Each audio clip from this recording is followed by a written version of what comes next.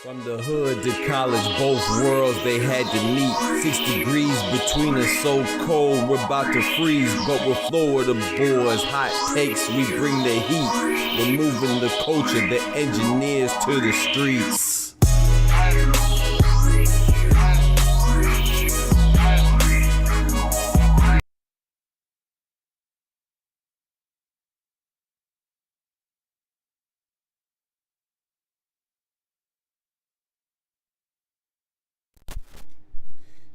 Yo, what's good, y'all? We in the building, you know what I'm saying? Let's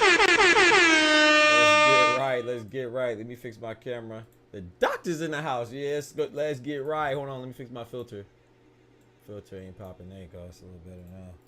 I think it's good now. Yeah. Fancy ravioli, what it do? Let me see if I can fix this. YouTube. He went Ultra Instinct. Yes, Fancy Ravioli. He surely did. He went crazy. Shout out to Inoue, man. Join the YouTube side. If you're on the Twitch side, while we get this started, get our stuff started. He went Ultra Instinct, though. He went Ultra Instinct. He was taunting them the whole time. You know, he just knocked him out of round 6, but he was going Ultra Instinct round 4 or 5 too. Excuse me. But yeah, let's get it started, man. Get it popping. We're here for another day. First off, you know we got to start off with our prayer. And bow our heads. Lord Jesus' name, thank you for letting us wake up to see the brightness of another beautiful day and successfully come to the climax or go through the climax in your day and come to the closing of the day. You know, thank you, Lord, for protecting us and keeping us, guiding us through this day safely, and letting us once again join for another fellowship of boxing, discussion of boxing, and the sport that we love. So thank you, Lord, for all the blessings that you have bestowed upon us, that we have received, are receiving, and are about to receive in the future. You know, thank you, Lord, for everything, your kindness and your strength. Through Jesus' name, amen. Amen. Let's get to it, man. So I have a lot of things to talk about today, as you can tell with the topic. First off, we want to talk about, we're going to get to this topic second. But first off, we're going to get to the Canelo thing, because with Canelo winning, this weekend on Saturday, followed by Munguia and Inoue winning on Monday. You know, y'all know my pound for pound list. A lot of pound for pound lists, people's pound for pound lists usually have Terence Crawford number 1 and Munguia and Inoue number 2, or flip flop, Munguia and Inoue number 1 and Terence Crawford number 2. A lot of people have Canelo number 4, but me personally, I have Canelo as number 3. I always had him number 3. I had him above Usyk. Shout out to Usyk though too, but I always have my pound for pound list. It goes Terence Crawford number 1, Munguia and Inoue number 2, and Canelo Alvarez number 3. But with these wins, man, does it change anything? You know, some people would say no. Some people would say emphatically yes.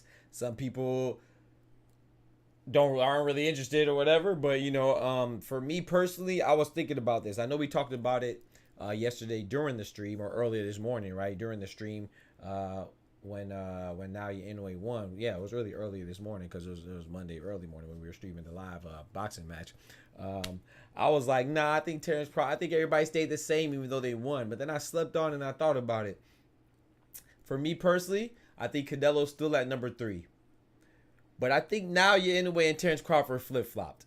And I'm going to tell you why. Because, first of all, there is no wrong answer, number 1. So all these people arguing and making all this noise, they just like buffoons, because it's not, there's no wrong answer. You know what I'm saying? It's just preference. Because Munguia and Inoue is doing his thing.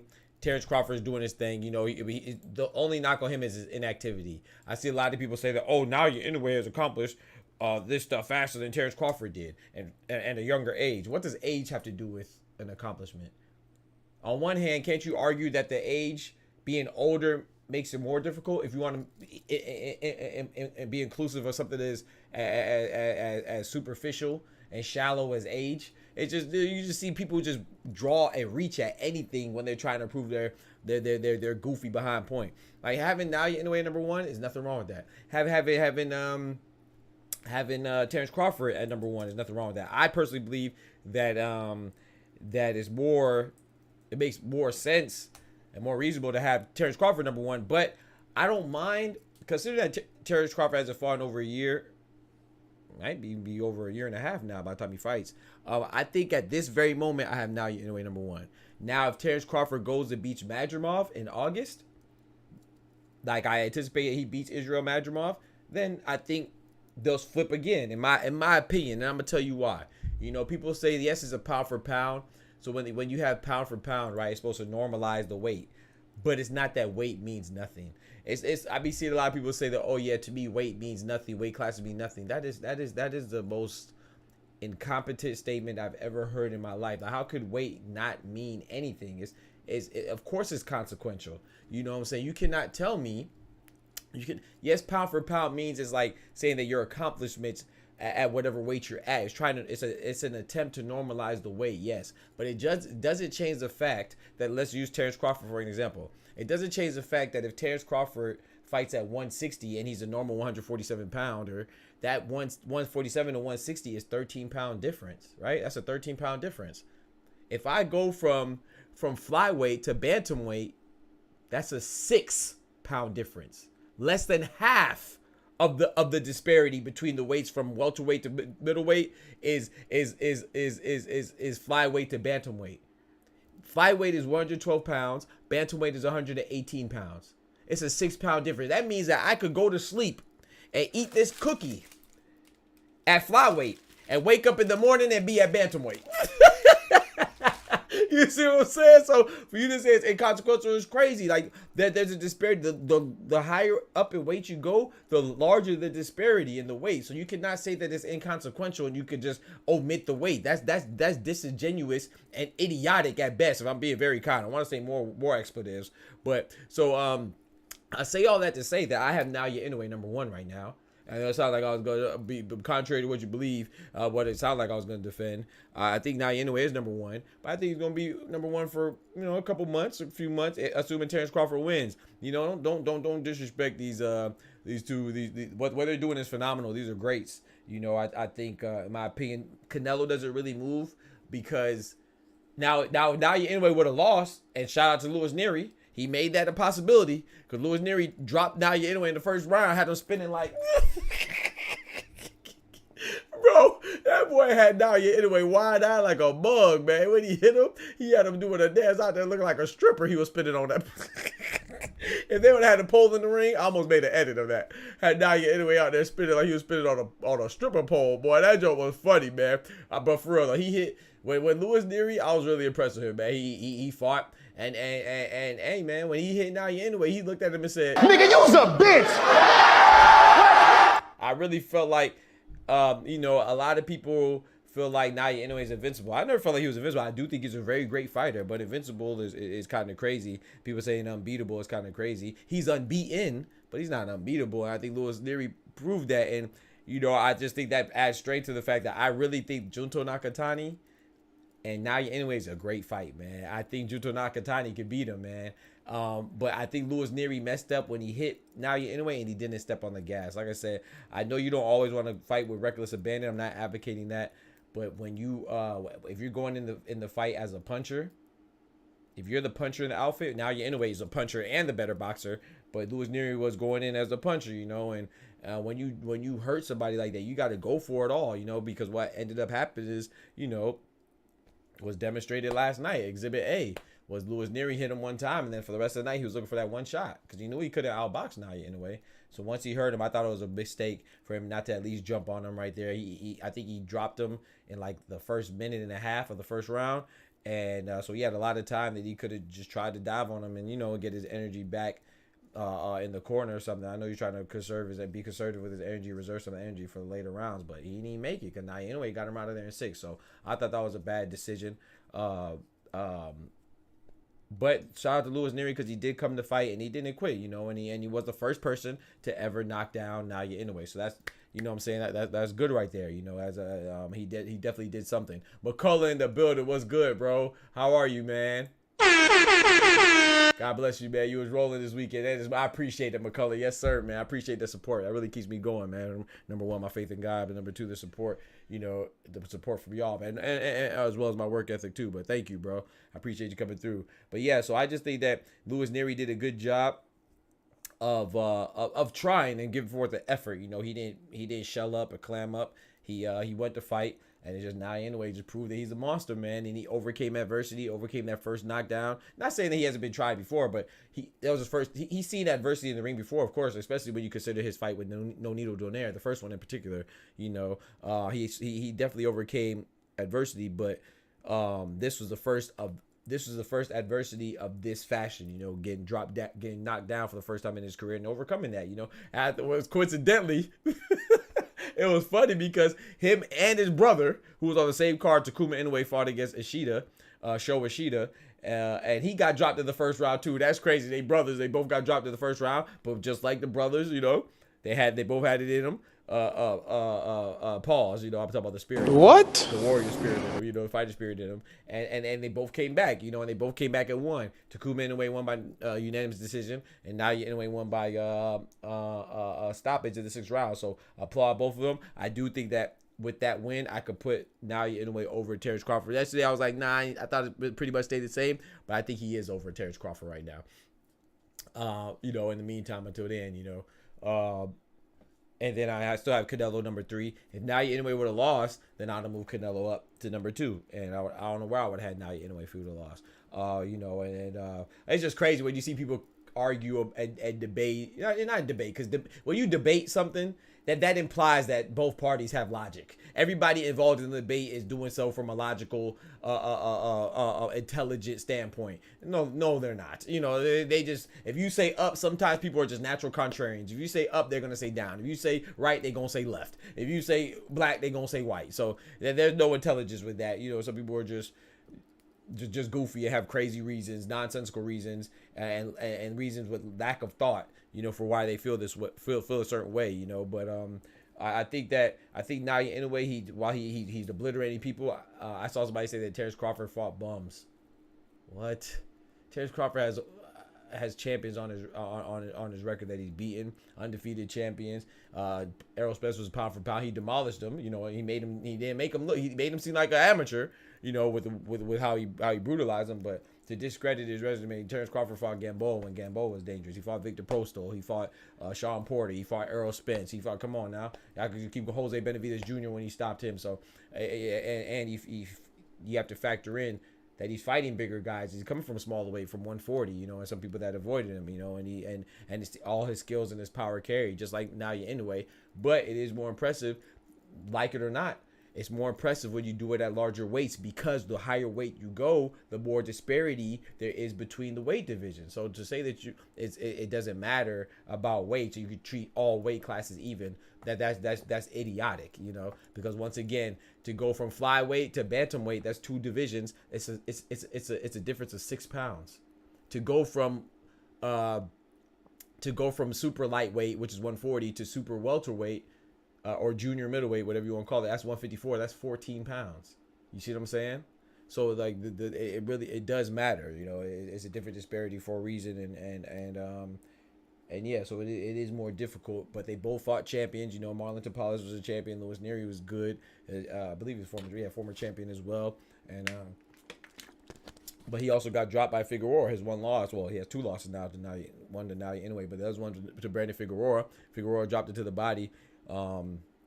You know, and I really challenge people to tell me who Louis Nery has fought. And I'm not discrediting Louis Nery. I'm not discrediting Louis Nery at all. But some people say that Terence Crawford hasn't fought anybody, and that's crazy to say that Terence Crawford hasn't fought anybody. That's implying that Louis Nery or somebody like that is much better than the competition that Terence Crawford has been facing, and that's just simply not true. You know, I think that they both been fighting great fighters, and they both have looked great while doing it.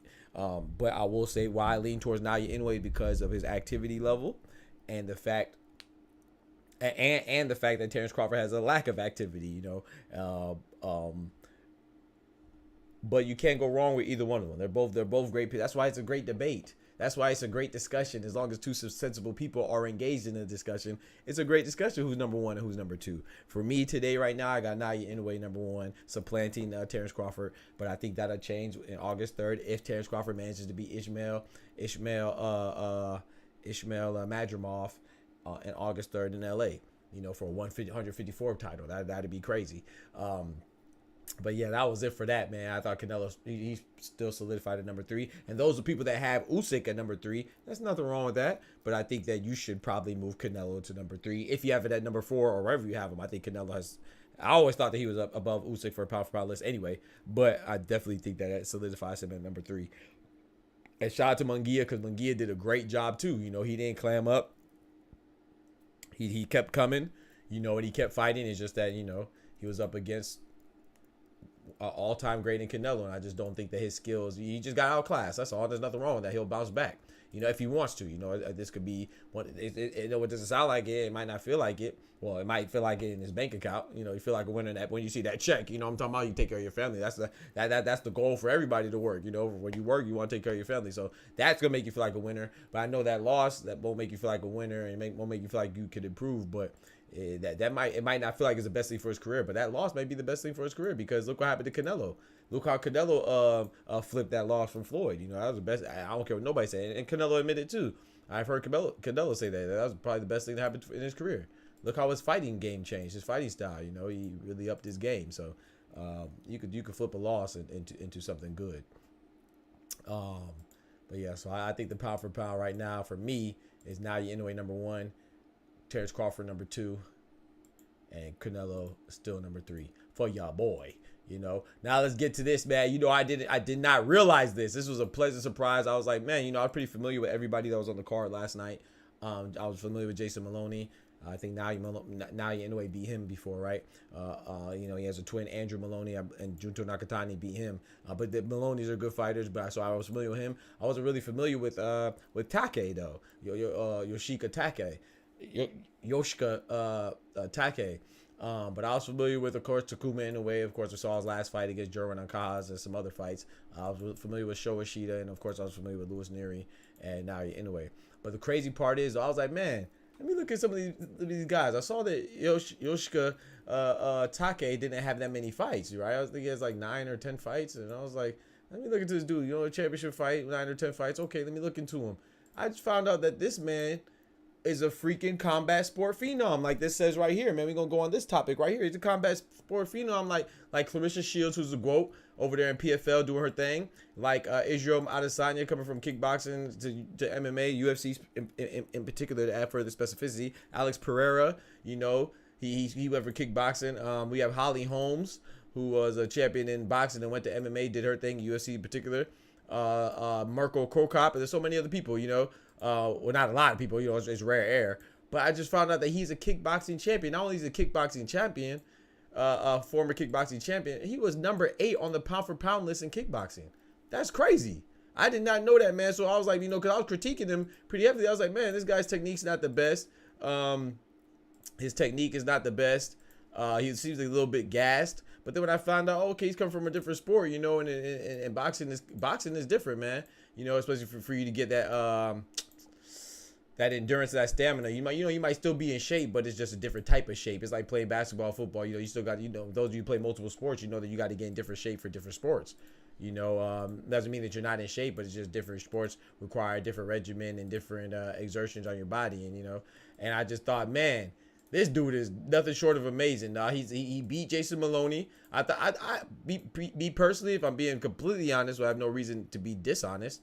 I thought that Maloney edged it out. I thought the scorecards of that, you know, I don't mind him winning because I thought it was a close fight that could have went either way. I honestly do. But those scorecards, in my opinion, were a little lopsided towards Take. I thought it was a little bit lopsided too much. But Take definitely did his thing, man. And bro, he's a champion, and he's a boxing champion and a kickboxing champion. How many athletes do you know? I just dropped a video today too.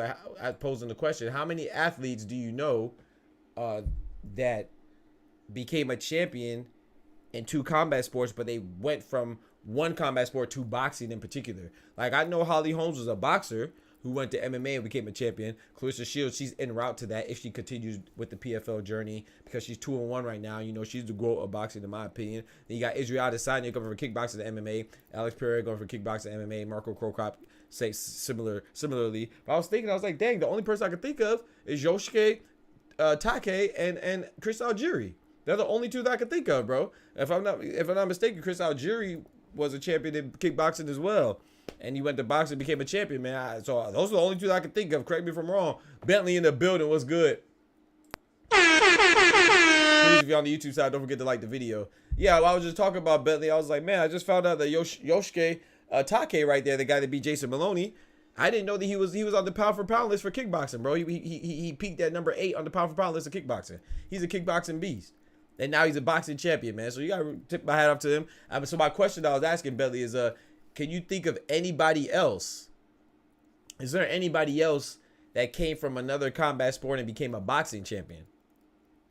I don't think so. I think it's just Chris Algieri. He's the only one that I could think of. Now, like I said, I could think of ones that went from kickboxing to a championship in MMA, like UFC or something, like Israel Adesanya, Alex Pereira. I could think of Marco Crocop. I could think of Holly Holmes. She was a boxing champion and went and became an MMA champion. But it's very rare. It's rare for all of them. All that is rare and phenomenal. But I think it's even more rare for an athlete to go from another combat sport, whether it's karate or karate or Brazilian jiu-jitsu or wrestling or kickboxing or Muay Thai, to go to boxing and become a champion. So I think that's very impressive by Take, man. He was a champion in Muay Thai, kickboxing, and he became a champion in boxing. Home boxing Hall of Fame, soon to be Hall of Fame. Bro, she about to be Hall of Fame in 2 sports, bro. I think people, I don't know why I know why. She should be celebrated even more, but you know, it's because she's a woman athlete, unfortunately, especially in America, you know. Globally, you know, I would say, matter of fact, they might get more love in America, but globally, you know, women's sports don't get shown the love as the love and admiration that their male counterparts do. It's just how the cookie crumbles. Is unfortunate, but man, Holly Holmes is. He said Take almost got killed. Yeah, he almost got killed in that 12th round. That's a fact. He earned that, man. Like I said, either way, whoever you had, I thought Maloney could have won that fight. That was a very close fight. I thought those scorecards were crazy. In that unanimous decision for Take, but I don't mind him winning because I thought it was a close fight. So he's a champion, bro, in 2 sports. That's amazing. No, not that I know of. I found out about Take yesterday. I see the skills but lack power, but it was a great fight. Right. I agree. Yeah, Holly Holmes is boxing champion and MMA champion, but like I said, she started out boxing, and the reason why I made that distinction is because me personally, I think boxing is one of the hardest sports, not just combat sport. I think boxing is one of the hardest sports. And I think people mistakenly think that MMA is harder because you could do more things. I think that's why MMA is easier, because you could do more things, in my opinion. Not saying that either one is easy, but I think it's easier for a boxer to learn MMA because in reality, they don't really have to learn any other stand-up. Once you're good at boxing, you don't need you don't need to do kickboxing as much. You know what I'm saying? In the cage. If you're a good boxer, you're good. Your striking is in the bag. All you got to do is work on your ground defense and make sure you're not getting submitted and out wrestled all day. You're good. So that's why I think it's really hard. It's the hardest transition to go from another combat sport to boxing. And if you look at it, the proof is kind of in the pudding. You know what I'm saying? A lot of cross sport champions, they rarely go from one sport to boxing and succeed. It's usually from kickboxing to MMA or MMA to wrestling or wrestling to MMA or boxing to something else. It's rarely going from another sport to boxing. MMA is just WWE with less. That's crazy. No, not that I know of. Yeah, so yeah, man. I think that that's very interesting, man. And shout out to him. I respect Take, man. He did his thing. Now, whether you had him winning or not, like I said, I thought it was a close fight, closer than the scorecard would entail, and closer than what the scorecard would give off. You know, it's kind of like stats when you watch the stats of a basketball game. You know, the game might not have been as close when you're watching it as it looked on paper. You know, so stats can, you know, contrary to popular belief, stats can be misleading. You know, they say women lie, men lie, numbers don't lie. That's not always true. You know, there's such thing as momentum, flow of the game, such thing as garbage points and stuff like that. So especially when you talk about like basketball, or football, or something like that. So even in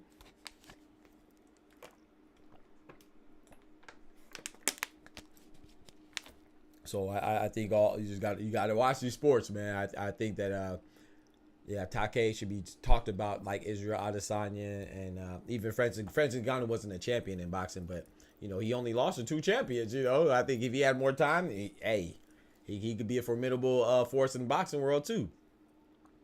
You know, and shout out to Holly Holmes and Clarissa Shields. If she keeps going with PFL, I think she could be a champion in PFL as well, or MMA period, whether it's PFL, UFC, or whatever. You know, Bellator or whatever it is, Pride. Yeah, man, I think Take really impressed me. So I want to watch more of him, man. I was thinking about maybe what would y'all think about us covering kickboxing? I was thinking about that, man, because I've always been interested in kickboxing though, man. Like, to be honest, when I watch like animes and stuff like that, or TV shows, I've always liked the kickboxer and stuff like that.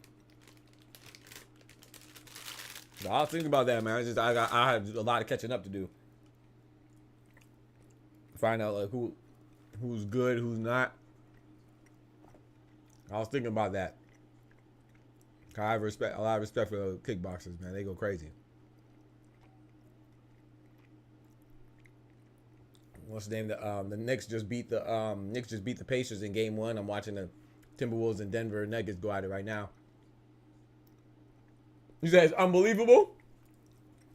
Jansen in the building. I don't know, man. You know, I loved it, bro. I love that he knocked him down. Knocked him down. Not only did he knock him down in the first round. Not only did he knock him down in the first round, Ishida knocked Takuma Inoue down in the first round as well.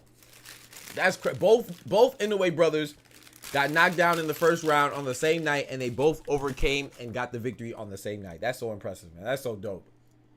That's so dope. You couldn't write a better script. The knockdown hurt me, bro. The ref sold the NBA game. I'm asleep for the Knicks, right? Yeah, I feel that.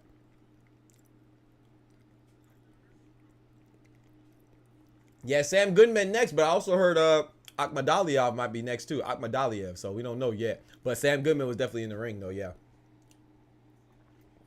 Combat sports, you're bound to get it. That's facts, Bentley. You're right. You pick up on it quick. And you can't challenge kickball, so they lost momentum. Called the kick. Yeah. Yeah, nah, I feel you on that. Challenge the kickball to touch his foot. He smacked his. Yeah, I agree with you, Tommy. They kind of sold it, yeah. He said, but, yeah, it might be. I would prefer it be Akhmadaliev. I think Sam Goodman is an easier fight for Naoya Inoue than Akhmadaliev. I think Akhmadaliev is supposed to be a bigger challenge, but I think Naoya Inoue beats both of them.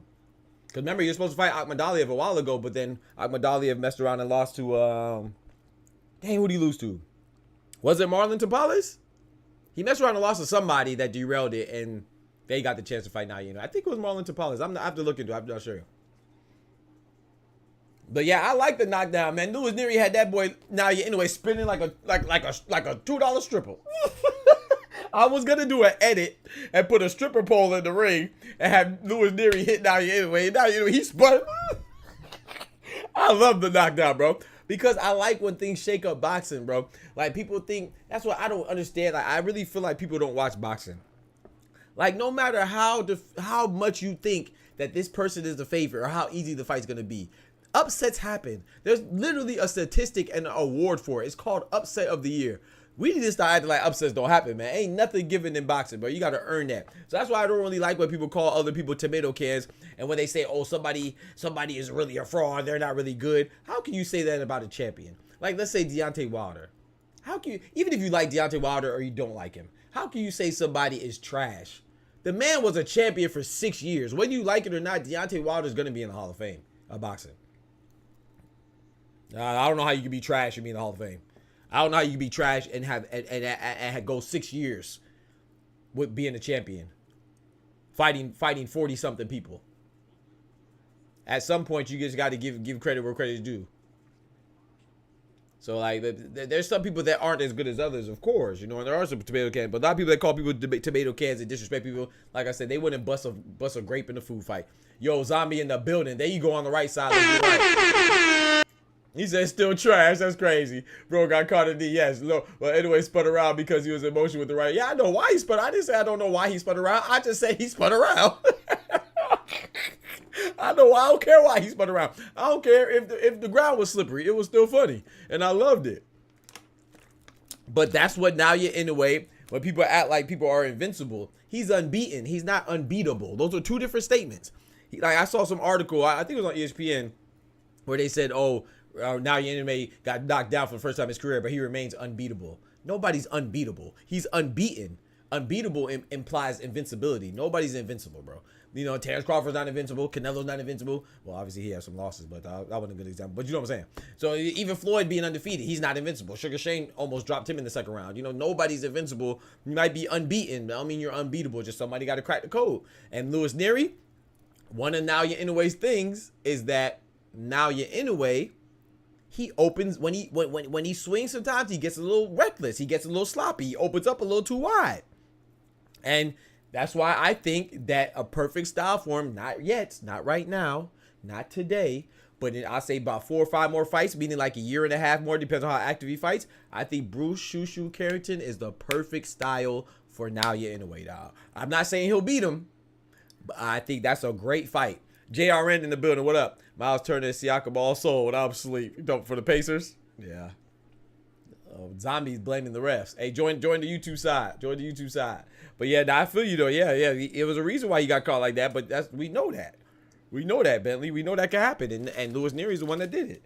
Now, like I said, I think Nery messed up because he didn't jump on him. And not saying that he would have won, but I would have liked to see him take that chance. Like, I feel like he froze up. Not really froze up. I think he was being too cautious because I think he was considering like, oh, I'm gonna catch him again, and I want to conserve some of my energy for the later rounds. Brother, he's the better boxer. You can't think like that if you're not the better boxer.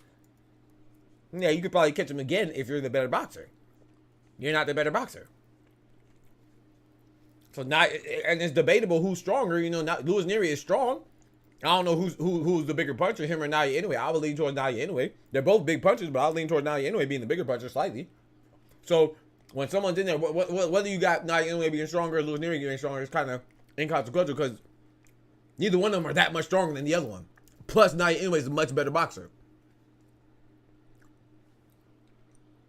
I don't think so, bro. That's like the same thing people said about Tank, Bentley. I don't know.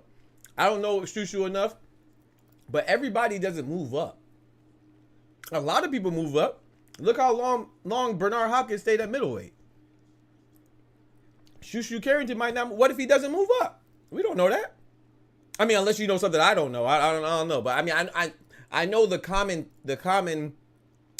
theme and the common trend for fighters is to move up as you get older. Yeah, naturally it seems. But I don't know if he's struggling to make weight. Do you? He doesn't seem like he's struggling to make weight for me. Look at Gervonta Tank Davis. Gervonta Tank Davis will never go to 147. I mean, unless like a dream fight or something like that. But he just doesn't seem like he would ever get that big. I really look how long he's been at 135. I don't know if it was, I mean, he might go to 140 maybe, but I watch his fights, he's big. I watch his fights too. I don't think he's that big.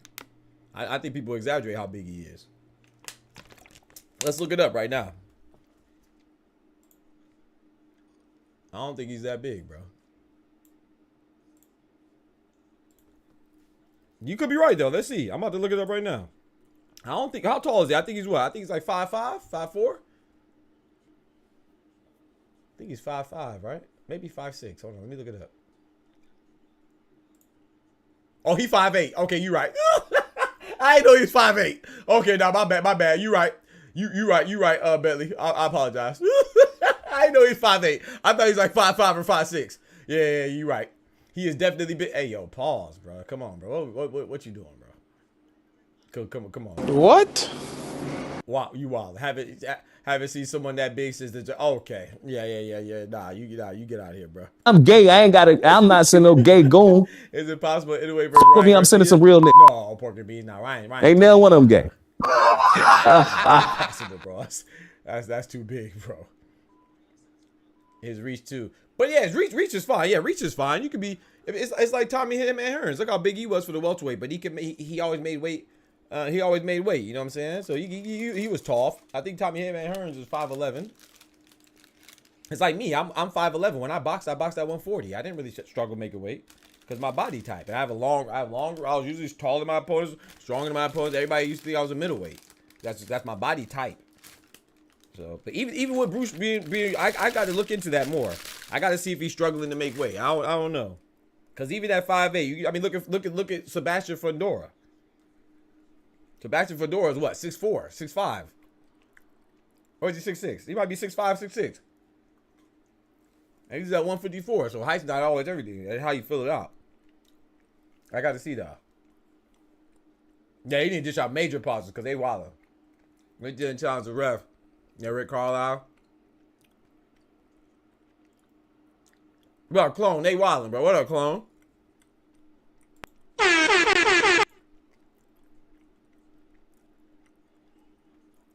He said, skill-wise, usually got everything. I agree with you. To beat anyone, I just think he's a little green right now to challenge him. I'm not convinced. I mean, I believe you because I would definitely. He's taller than I thought. Malone almost fought the ref.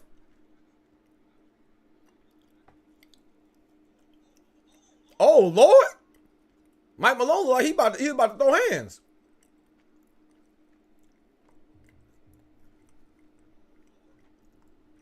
Clone, what's up, bro?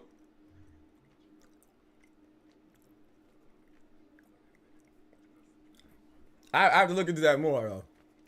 Bentley. How heavy do you think Mike Malone, the coach of the Nuggets? How heavy do you think he'll get, Bentley? I can't see. I don't see Bruce Shushu Carrington going to past 135, bro. I'm not gonna lie. I don't see it. I could be wrong though. Halliburton was out there running suicides for half. What up, K? Tyrese Halliburton. Yeah, the Pacers lost that one, man. I know a lot of things didn't go their favor, but hey, it is what it is. Because Shushu Carrington, how old? 26? I'm trying to think. You could be right though, bro. Cause I didn't think he was 5'8", so that was shocking to me. I thought he was like 5'6". But even still, I gotta see how he fills it out, man. If he's struggling to make weight. But I don't even know if Munguia and Inoue. And to be fair, to your point, Bentley, I'm not sure Munguia and Inoue moves from super bantamweight. He might stay there. Now Inoue will defend his 2 belts. Will defend his belts 2 or 3 more fights in 122. Yeah, that might be where you might be right. But I don't know because they definitely. He said he wants to fight Sam Goodman. He wants to fight what's the dude's name? Akhmadaliev. They've been talking about Akhmadaliev. So you're probably right. I don't know. I didn't think Bruce Shushu character was gonna move too fast, but you could be right though. He might be moving faster than I anticipate. And if he moves up faster than I anticipate, then yeah, it's probably not gonna happen. I think he should make that happen. He's 27 years old. But I agree with you though, his style. But you, like I said, he only has 10 fights or something like that. So I think we'll like to wait and see.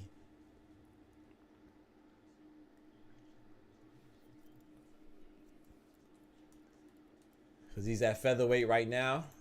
He's at featherweight, and then now he's at what? Super bantamweight, right?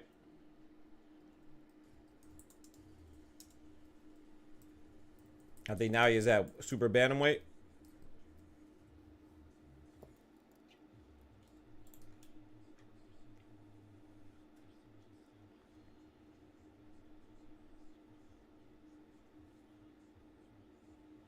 Yeah, we'll see. I'm not gonna lie because I'm not sure. We'll see. Maybe I'm just saying that because he's only a threat to Inoue.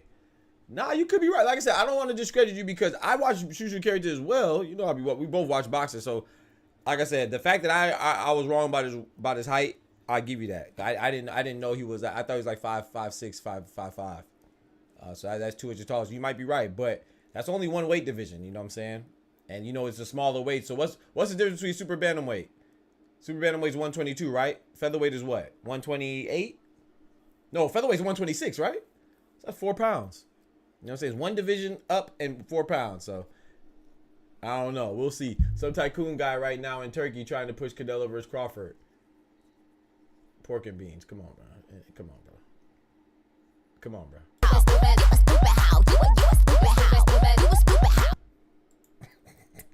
I wouldn't let it slide, but you can't say crazy stuff like that and your name be pork and beans. You know what I'm talking about? You violated twice, bro. This ain't the MLB. Ain't no 3 strikes you out. Come on, bro. This man said some tycoon guy in Turkey. You talking about his name is Turkey. He's from Saudi Arabia. His name's Turki Al-Sheikh. Yeah, he's been funding boxing for a while. A lot of these fights that you've been seeing recently have been because of him.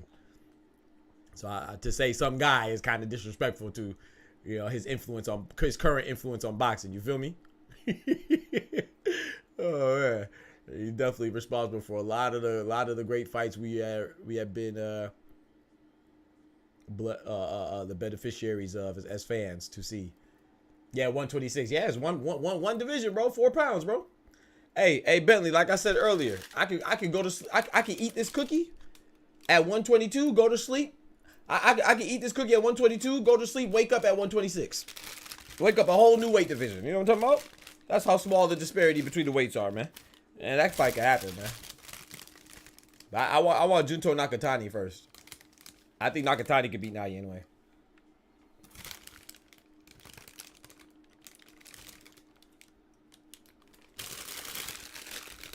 You think so? You don't think that should happen? What, you don't like it, Bentley? Jamel in the building.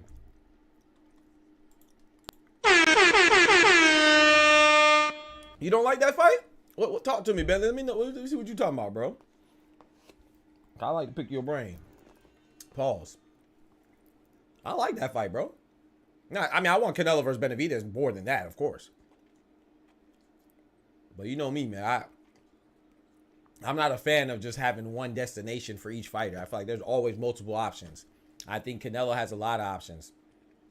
So Benavidez is the number one option for me that I want to see, but I'm interested in Canelo versus Benavidez. I was interested in Canelo versus Munguia. I'm interested in Canelo versus Crawford. I'm interested in Canelo versus Jamal Charlo, as long as he's mentally good. I'm interested in a lot of fights involving Canelo that does not involve David Benavidez. And likewise with Benavidez, I'm interested in Benavidez versus Vazdig. I'm interested in Benavidez versus Bivol. I'm interested in Benavidez versus Beterbiev. I'm interested in Benavidez versus Morel.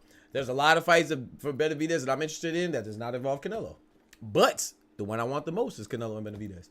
Do you ever go to the fights? I haven't been to a fight in a long time. Last fight I've been to was probably Pacquiao Tim Bradley too. That's probably the last fight I've been to. I've been to Pacquiao Bradley. I've been to Miguel Cotto versus Delvin Rodriguez, and I've been to other fights that are smaller than that.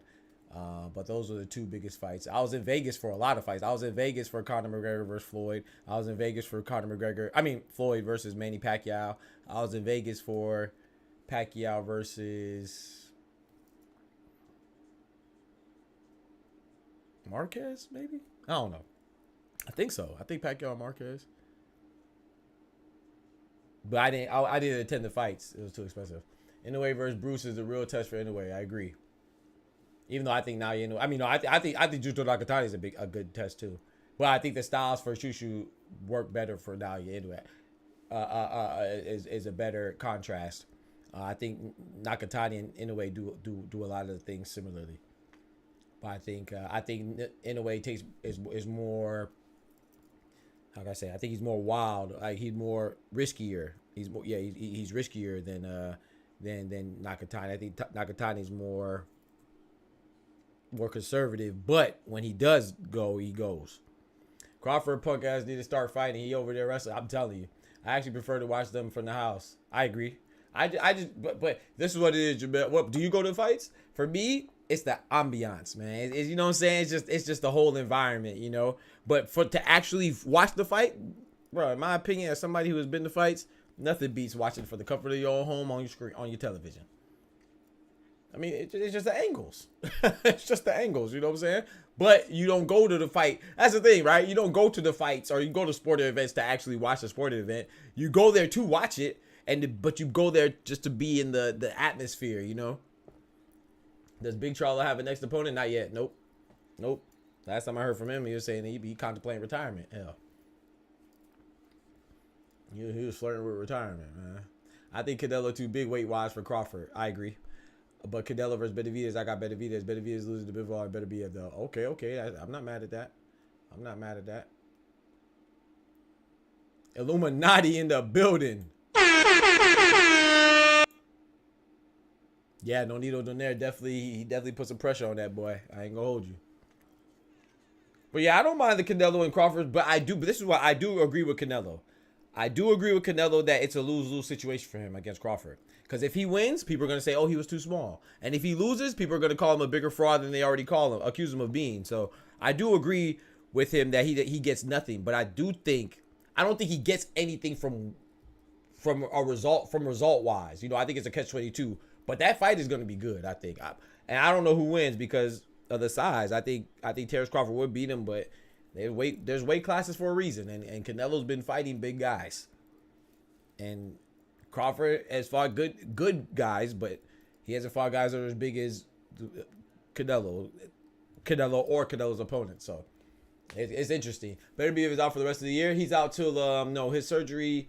He should be recovered by what did they say? I want to say he should be recovered by September. Don't quote me though. But I believe he's out until I believe the surgery that he needs has him out till September. But then of course you got to have the recovery process. So I would essentially say the rest of the year, yeah. But that ruptured meniscus and the surgery he has to have done, he's out till September. But still, number one, I'm not mad at that supporter. I'm not mad at that at all. I think that's the thing about this discussion, right? As long as you have two sensible people engaged in the discussion, bro, there's really no wrong answer. You can make a good argument for Munguia and Inoue. You can make a good argument for Terence Crawford. Hell, I think you can make a good argument for Canelo. I think Canelo for me is number 3. I think Munguia and Inoue is number 2 and Terence Crawford number 1. But right now, at this very moment today, I have Munguia and Inoue. I have Munguia and Inoue supplanting Terence Crawford for number 1, at least until August. And then if I see Terence Crawford do well against Ismail Madrimov, which I anticipate that he will, I fully anticipate that he will, then Terence Crawford will get his spot back. But right now, today, for me, I have Munguia and Inoue number 1.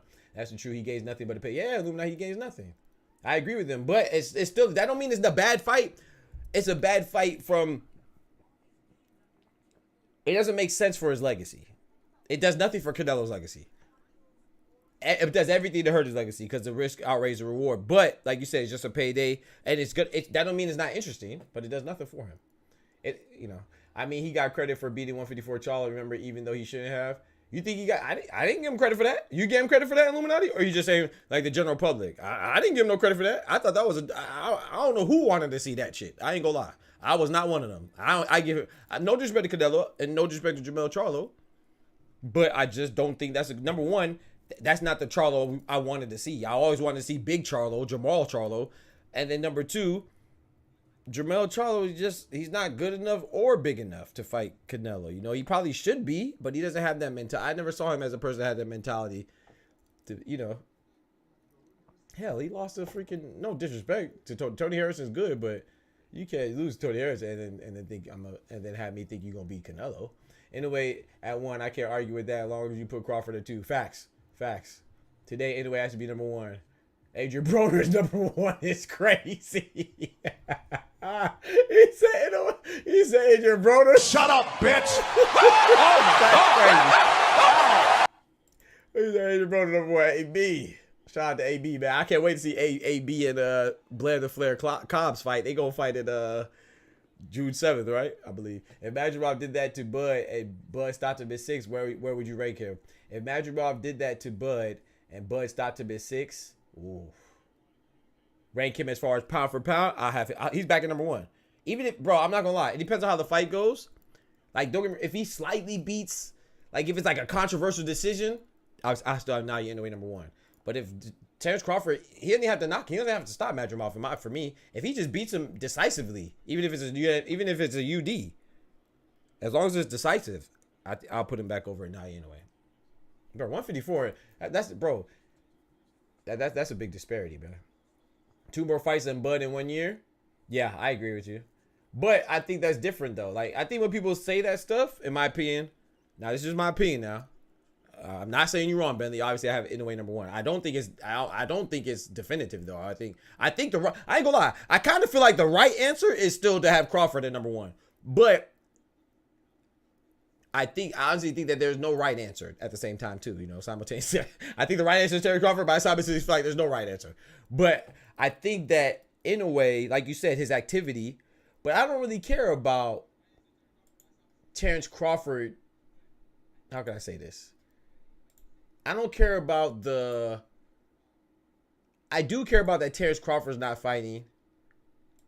That matters, but I don't care about how fast Inoue has done it.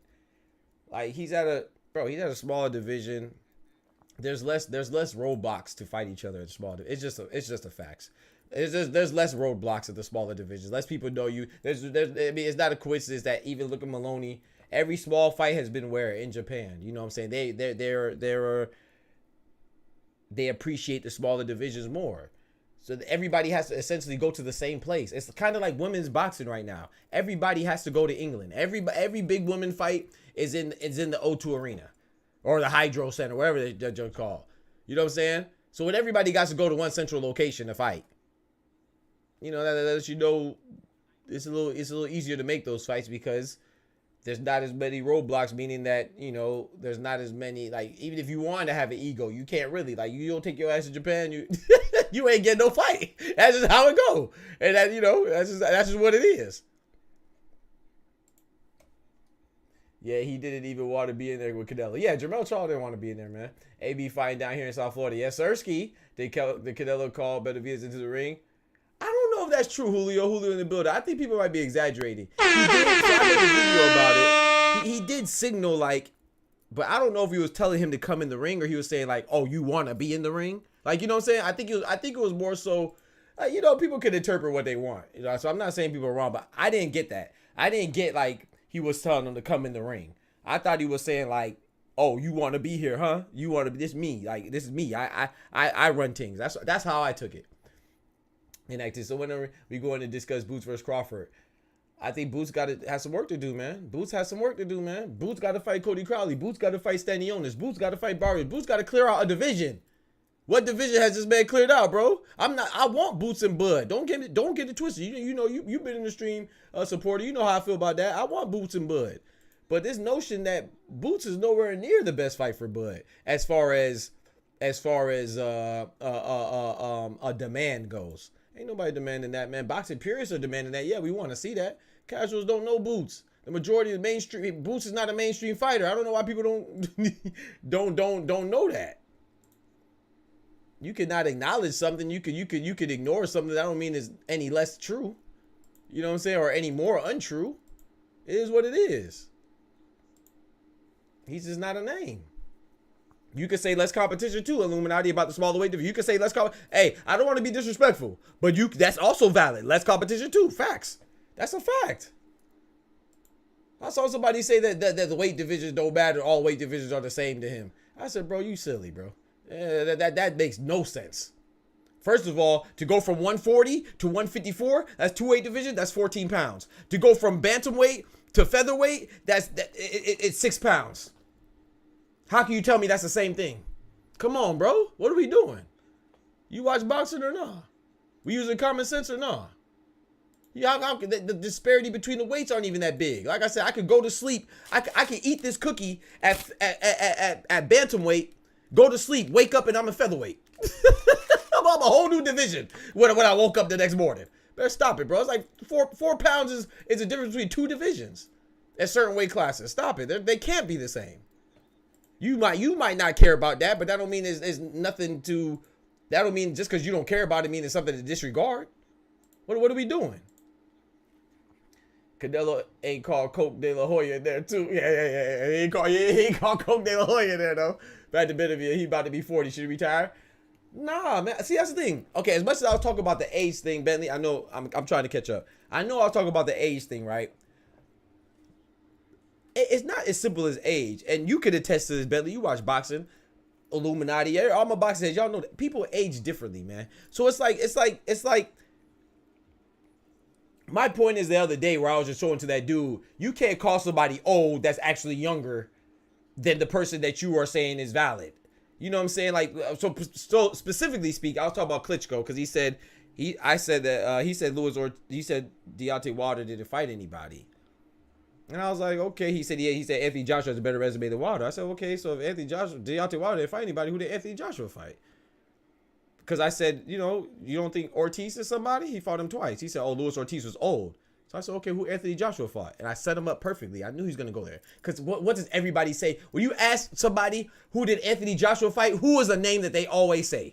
They always say Vladimir Klitschko. And I said, oh, so you going to call Luis Ortiz old, When Deontay Wilder fought Luis Ortiz, I think he was 37 or 36 or something like that. When Anthony Joshua fought Klitschko was 41. So how can you discredit somebody for fighting somebody, saying that they're old, but then give somebody credit for fighting somebody who's older than the person you call old? Come on, bro. It's not coincidental that not only was Klitschko 41, Anthony Joshua was Klitschko's last fight for a reason. Tyson Fury fought an old Klitschko. Tyson Fury fought Klitschko 2 years before Anthony Joshua did.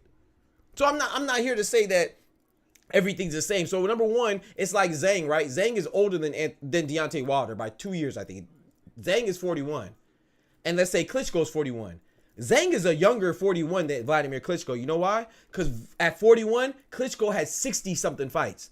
At 41, Zhang has 28 fights or 27 fights. So yes, it's physical age, but it's also your ring mileage contributes to your age as well. So Better BF has 100% knockouts rate. So that means a lot of his fights ended early, number one. And number two, he still has 20-something fights. It's not like he's 40, like Deontay Wilder's almost 40, and Deontay Wilder has 45 fights or 47 fights, and 3 of those being with the best heavyweight boxer of this era and being trilogies and being wars. You see what I'm saying? So Better BF is 40, but he doesn't have any wars. Like don't get me wrong, Marcus Brown, he was cut and he fought through it. But I'm saying he doesn't have any trilogies with anybody. That's what I mean by wars. You see what I'm saying? So it's a younger 40. So people do age differently. It's like Pacquiao versus Floyd Mayweather. When Floyd Mayweather and Pacquiao fought, Floyd was older, yes, but Manny Pacquiao's style is predicated off of explosion and athleticism. And those two things deteriorate faster as you get older than, let's say, your counter punching ability, your counter hit punching ability, or let's say your head movement, you know what I'm saying, or your intelligence in the ring. That doesn't deteriorate as fast as your explosiveness because that's predicated off your athleticism, which you could argue is directly influenced by your age. You know, so people do age differently. However, you're not gonna tell me somebody 41 and he's not old, but the person that's 38 is old. Stop it, bro. So there are nuances to the discussions. Canelo ain't called. All right, right. That Inoue don't have an Errol Spence Jr. or talk to him, Illuminati. Talk to him, not to discredit him or anything. He's held. That's not discredit him though. You're just being honest because you watch boxing. I'm not, no disrespect to Marlon Tapales. Tapales is a beast. He's not Errol Spence. He was not on what pound for pound list was Marlon Tapales on. I'll wait. Okay. I'll wait long enough. AB was good. Hey, this man AB back again. You got nice. I appreciate it, bro. Come on, man. Tighten up. I don't even think Thurman would lose to Boots. That's a good. Hey, I like to see it, clone. I think Boots would beat him, but hey, I'm not mad at you for doubting that because once again, Boots hasn't proven anything. No disrespect, but his opponents. Can we honestly say that he's fought a bona fide good opponent? Nah, I mean, yeah, he fought some opponents that are decent. Yeah, they're decent fighters, but he hasn't fought anybody that I'm like, oh yeah, that's a good fight. He hasn't looked good against like a bona fide good or great fighter. Nah, Boots would punch Thurman in his stomach and make him shit on himself. Close. I don't either. Thurman has too much experience for it. That's a fact too. CJ, Vladimir Klitschko was like 40 or something, right? Yes, he was 41, CJ. And I'm not discrediting AJ. I'm just saying when people say these things, they pick and choose where they consider certain factors. You know what I'm saying? It's like somebody calling Sugar Shea Mosley old when Canelo fought them because they don't like Canelo, but then they turn around and give Joseph Parker credit for beating Wilder, and Wilder was actually older when he lost to Joseph Parker than Sugar Shane was when he lost to Canelo. But nobody says, oh, Deontay Wilder was old with Joseph Parker. No, they just say Joseph Parker beat the hell out of Wilder and Wilder's a fraud. Which is okay if that's what you want to say, but just be consistent. Because I'm going to call out your inconsistencies. Because I'm very observant. You know what I'm saying? I'm a research scientist. That's what I do. I'm very meticulous and thorough. I ain't got my PhD for no reason. I got my PhD in engineering. Look at the percentage of people who got their PhD in engineering. Look at the percentage of people who have their PhD at all, especially a PhD in engineering. Yo, you got a nice voice. Come on, bro. Boots would crush Thurman. Let's be real now. I think Boots would beat Thurman. I disagree with them, but I'm not mad at somebody picking Thurman, Jamel. I'm not mad at that because, once again, who has Boots beaten? Terence Crawford, you asked me who was he beaten? Sean Porter, former champion. Victor Postal, former champion. He's the only person that knocked out Jose Benavidez Jr. No one else, even at Jose Benavidez Jr. just fought at 160. And he didn't get knocked out by Jermall Charlo, who's a big puncher. Terence Crawford stopped him. He just beat Errol Spence, who's on the pound for pound. Tell me who is great, who's even bona fide good that Boots has fought. Let's just be real. I mean, I'm not saying Boots. Let me be very clear. I want Boots and Bud because Boots passes the eye test. To me, Boots has all the qualities and the ingredients for the recipe of a pound for pound boxing prodigy. He passes with flying colors, but the fact still remains, I cannot say who he has fought that is good. I cannot say that he has looked good against good quality opponents. And anybody who says that they could say that is disingenuous at best. You're kind of lying. How can you say Luis Ortiz old, but he was 38, but not say Clips? Thank you, CJ. Thank you, CJ. And I'm not even sure he's 38. Luis Ortiz might have been 36 when he fought Wilder, but he could have been 30. He was no more than 38. That's why just be. I don't mind you having opinions, but just be consistent. Don't knock somebody for doing something that you give credit to the other person for doing something worse. Wilder got more miles on him than Zane. Facts. If someone says Joshua has a better resume than Wilder, don't even engage. Yeah, I'm gonna have to stop, clone. I'm gonna have to stop. I just try to help. You know what I'm saying? I don't be trying to tout around my boxer this week. I don't know everything, you know, but I do pay attention. It's like Bentley. I just deferred to Bentley today. When Bentley told me that Shushu Carrington was not gonna be at featherweight for longer, I said no. I don't think he's gonna move up that much. And then I had to look it up. I actually thought he was shorter than what he was. I thought he was shorter than what he was. I thought he was 5'6", but he's 5'8". So I was like, Bentley, you're right. I don't mind being wrong. If I'm wrong, I'm wrong. Okay, Prime Thurman is different. I thought you meant now. Oh, you talking about Prime Thurman? Oh, I thought you talking about now too. Yeah, Prime Thurman. Yeah, I thought he meant now too. I ain't gonna lie. Pacquiao, he ain't losing to no dang Boots. Yeah, that's true. But he lost to Pacquiao, bro. You talking too much. Don't worry about it, AB. I got you, bro. Yeah. I got you. You ain't talking enough. You know what I'm talking about? I got you, AB. I ain't got time for no trolls, bro. This ain't that type of channel, my brother. I ain't gonna lie to you. You know what I'm saying? You trying too hard, bro. You came in here at 5 o'clock in the morning. We watching boxing in Japan, world titles, and you over here talking about. Oh, appreciate it, Clone. Clone beat me to it. Thank you, sir. Yeah, this ain't even that type of party, bro. I ain't gonna lie. You could go ahead and ban him too. You ain't even gotta. I timed him out last time. He didn't learn his lesson, so you could ban him. I appreciate it. Yeah, I appreciate it, Jamel. Yeah, he's annoying. I ain't gonna lie.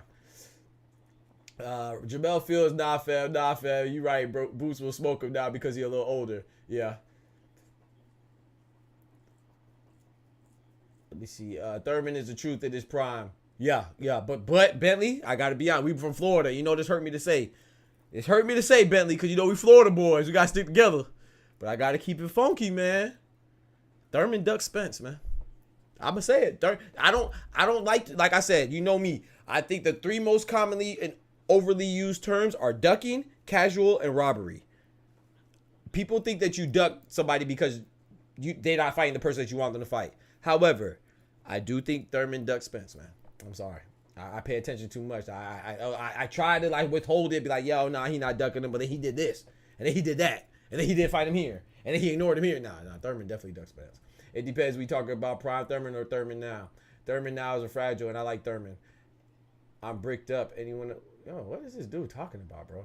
I don't know. I don't know Thurman experience or style. I think would suffocate Boots. You could be, like I said, Clone. I'm not gonna argue it. Even if you talk about Thurman now, I would be okay with that because, like, once again, I'm a sucker for proof, and I've seen Thurman fight good fighters. I have not seen Boots fight good fighters.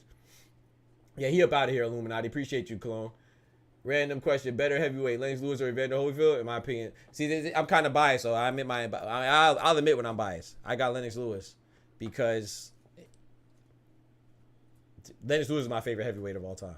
So, like I said, admittedly, I might be a little biased, but I don't see how you could put Evander Holyfield over Lennox Lewis. Excuse me. You know what I'm saying? That's just me though. And I mean, and that's not even considering that he beat him. You know what I'm saying? That's not just because he beat him, but I got Lennox Lewis. I mean, and it helps that Lennox Lewis beat him. You know, they did have a draw too, if I'm not mistaken, but he beat him as well. That's why I like Lennox Lewis. Was not undefeated, but he beat every single person that he stepped in the ring with. Meaning that even if he lost, he avenged those losses. You know what I'm saying? So he had a draw with Evander Holyfield. They fought again. He beat him. He lost to Hasim Rahman. They fought again. He beat him. There was somebody else. I can't remember. But same thing applies. Prime Ali versus Prime Tyson. I got Ali all day. Lennox is the only undisputed heavyweight, right? Is he the only? I don't know, Ben. That's a good question. I know he was one. Is he the only though? I don't know if he's the only. I would have to look that up. I feel like no. I feel like no. I feel like he was the last undisputed heavyweight. I don't think he was the only. No. But I'll have to look that up to be sure. So take that with a grain of salt. Your father's favorite was Lennox Lewis? Facts, Ravioli. Yeah, Lennox Lewis. My Lennox or Lion Lewis is my favorite, bro. Yeah, that's a good question, but I got Lennox Lewis. I'm gonna be honest, and Clone, you might be on my head top. Bentley might be on my head top. Illuminati might be on my head top, but I'm gonna go ahead and say it, bro. I think Lennox Lewis is better than Tyson. I'm not even talking about just because they fought. I'm talking about I think Lennox Lewis is a better heavyweight than Tyson. And I'm gonna be honest with you too. I'm gonna say something that I might get canceled from the boxing fans. I hope y'all don't cancel me. But I think that a lot of times Tyson is great. So I say this with a grain of salt. But a lot of times Tyson is considered one of the best boxers ever. And if you consider him one of the best boxers ever, in my opinion, at that point he becomes overrated. I don't think he's overrated just generally speaking. But when people consider Tyson as like the best, blah, blah, blah, blah, I think he's overrated in that regards. And that's why I said no disrespect. He's still an icon. He's still a legend. He's a Hall of Famer. But I just feel like he won so definitively and he won it so explosively that sometimes people put him over guys that should be considered better than him, like Lennox Lewis. Like, I mean, I personally would take Mike Tyson over Evander Holyfield, but I think you could really outside of my feelings, I think Evander Holyfield probably should be ranked higher than Tyson. You know, I guess that since Evander Holyfield came from cruiserweight, that's kind of a knock. I guess he wasn't always a pure heavyweight, but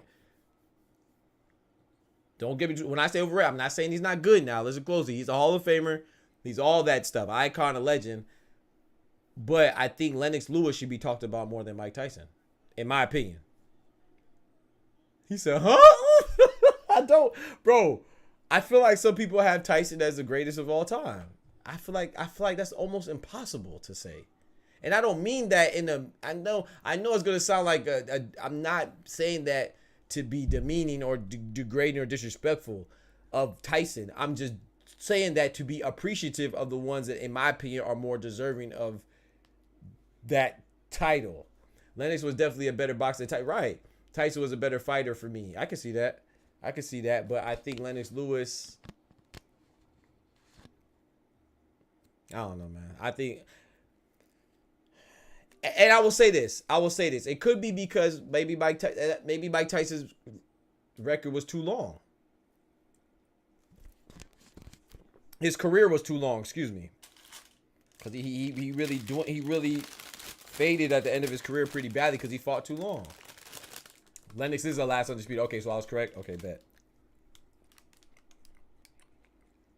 Like, I feel like if you, like, clone, this nigga must have lost money on Tyson. No, bro. Okay, so let me ask you something. And be honest, I'm not even asking you. I'm biased for Tyson. You mean I'm biased for Lennox Lewis because of dreads? Nah, bro. Maybe because he's Jamaican, like me. But no. But I'm gonna tell you this. So like, if you ask the common person, like look what Bentley just said. Look what Bentley just said. Lennox Lewis is the last undisputed heavyweight champion. Let me ask you something. Was Mike Tyson undisputed? I'll wait.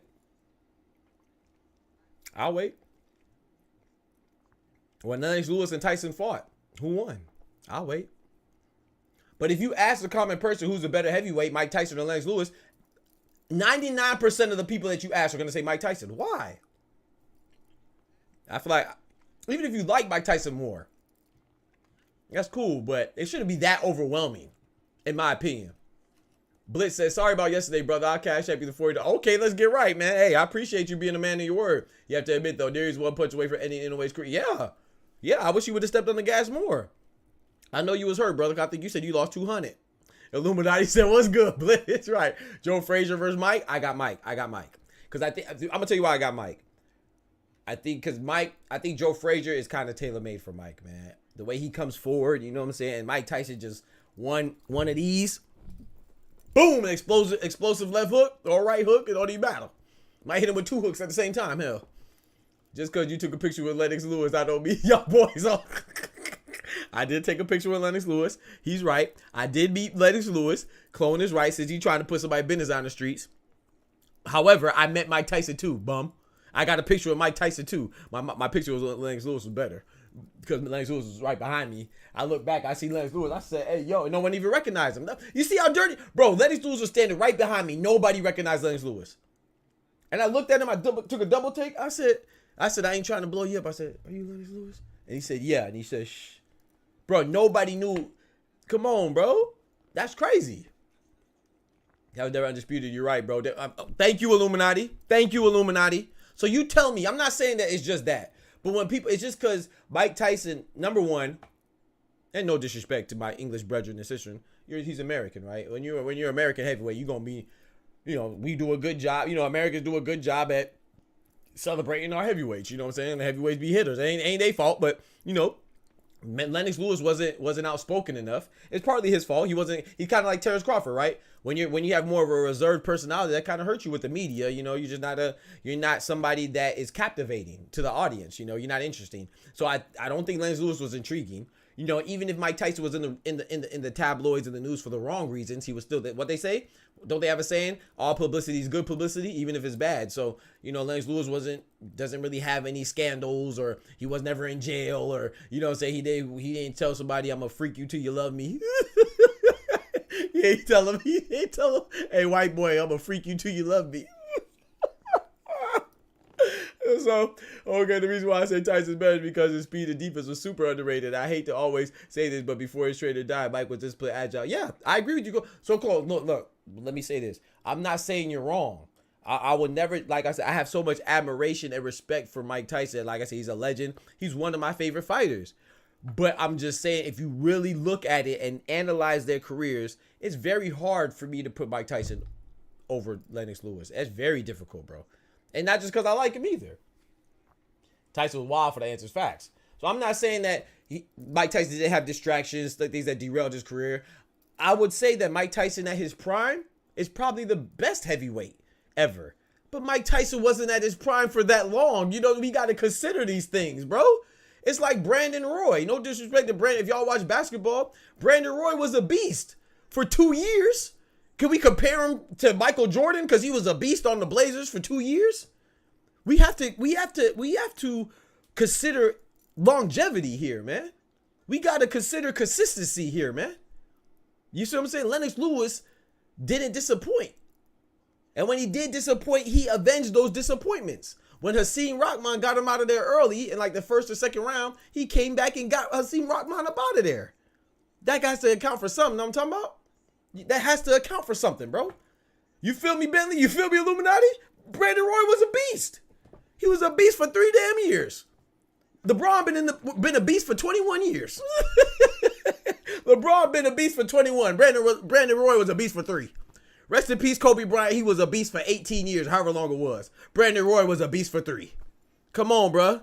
Mike Tyson was, when he was in his prime, I could argue that Prime Tyson is the best heavyweight, but he wasn't in his prime forever. So, but it's just that, as fans, I'm guilty of this too. We remember the best moments as we should. But Lennox Lewis was consistent, bro. Did Lewis fight Tua? Did he fight? I don't think so. I don't know. Let me pull up his record. I don't think he fought David Tua. Let's see. I know he fought. Of course, he fought Tyson. We know that. We know he fought Evander Holyfield. Fought Hakeem Rahman. He fought Vitaly Klitschko. He did fight David Tua. Yeah, he fought David Tua. Yep. He fought David Tua before he fought Rahman. In fact, he fought David Tua and then lost to Rahman in the 5th round, and then came back and knocked out Rahman in the 4th, and then he fought Tyson. I remember him fighting Shannon Briggs. He fought Andrew Golota. He fought Ray Mercer. He fought Tommy Morrison, dude from Rocky. Remember the dude, the white dude that played Rocky? He fought Oliver McCall. He fought Phil Jackson, Michael Jordan's coach. No, I'm playing. But he did fight to Phil Jackson though. Box his ears off for 12. You feel me? I was a baby when when Tyson was in his prime. Facts. What does that have to do with the length of time he was in his prime?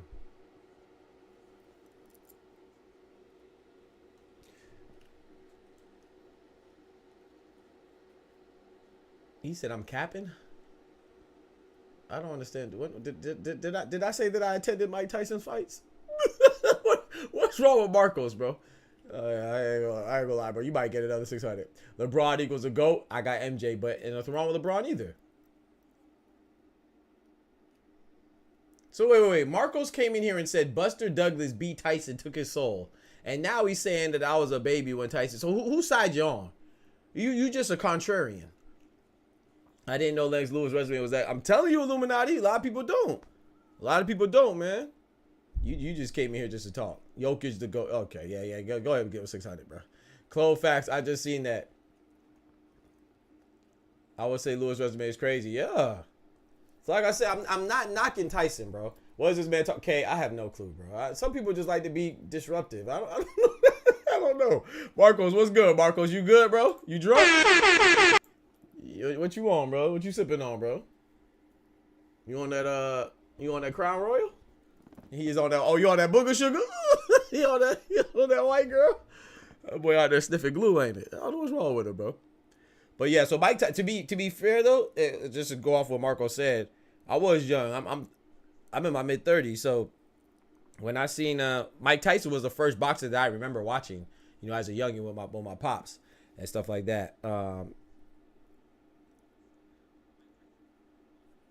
But I own Roy Jones Jr. and Mike. I remember the first DVDs I had with boxing. I had Mike Tyson DVDs, not the VHS tapes. I bought them, you know, after the fact. And same with Roy Jones and stuff like that, man. So I used to watch them joints all the time, man. I really like Mike Tyson, but the fact still remains that, you know, we got to be honest about certain things. That's why Floyd is so good, because his longevity, you know. Contrarian is the ultimate smart dude. I appreciate it, Jamel. That's my word of the day for tomorrow.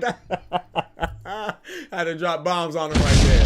Thank you, bro. Yeah, bro. There's nothing wrong with being a contrarian, but when you're a contrarian just for the sake of being, just because you're trying to be a butthole, it's like, bro, relax. If you really have a reason for disagreeing, then yeah. But some people are just career contrarians. That's what Twitter's made up of. It don't matter. If you say up, they're gonna say down. If you say left, they're gonna say right. Just to disagree, bro. Just to disagree, bro. Like if you notice, you can't. There's literally nothing you can post on the internet. You can post the most. You can say, "Oh man, the sky is blue." Somebody gonna say, "Oh well, actually, the sky is really turquoise." Well, actually, it's the light reflection. It's the reflection and refraction off the sun. Shut up, bro. Yeah, that good ass beer. I'm telling you, bro. If Denver loses game, they might, swept? Bring them brooms out? That'd be crazy. Was a bad man. Ox was a bad man in the Olympics. You know, this one talks crap of, you notice no one talks crap of Lennox Lewis. Commented facts. Facts, McCullough. Facts. If we be honest, Nery could have knocked Inoue out if he was about, bro, Illuminati, bro. And that's not a bad thing. I don't think that's a knock on Inoue. I think it's more of a compliment that he overcame that, not like you said, somebody said it, how he was getting punched down by Nonito Donaire the first fight. So he overcame adversity, but he never had to overcome adversity of that kind, specifically of having to raise himself off the canvas. So I salute him. I love to see that, man. You love to see your champions tested how they respond. He responded awesomely. But I do agree with you. If Lewis, I thought you was in the stream, bro. I feel like Lewis Nery made a grave mistake by not stepping on the gas once he dropped him, bro. He had a minute and a half left. I feel like he was too conservative. He was worried about saving his energy for the next round and stuff like that. He probably figured, I'll catch him again. No, bro, you're not the better boxer, bro. He fell in the same trap that Kovalev did against Andre Ward. And that's why I respect Sugar Shane Mosley. Sugar Shane Mosley froze up after round 2. But round 2, when Sugar Shane caught Floyd, he was trying to go all in, boy. He was trying to give her all she got. That boy was trying to go in, and then he ain't do nothing for the rest of the fight because Floyd hulked up on him. You know what I'm talking about? But kudos to Sugar Shane. He tried to get him out of there. I feel like that's what Nery should have did. You can't, if you're not the better boxer, bro, once you catch him, you got to give it all she got, in my opinion. Yeah, Inoue definitely proved he's great. Yeah. It didn't make that fight more interesting. It did make that fight more interesting. Yeah. Inoue sold out 50K Stadium. He's a star in Asia. He's a star, period. But he's a bigger star in Japan, yes. Yes, I agree. I don't think anybody's questioning that. Yeah, well, actually, head ass, Jaron. Facts.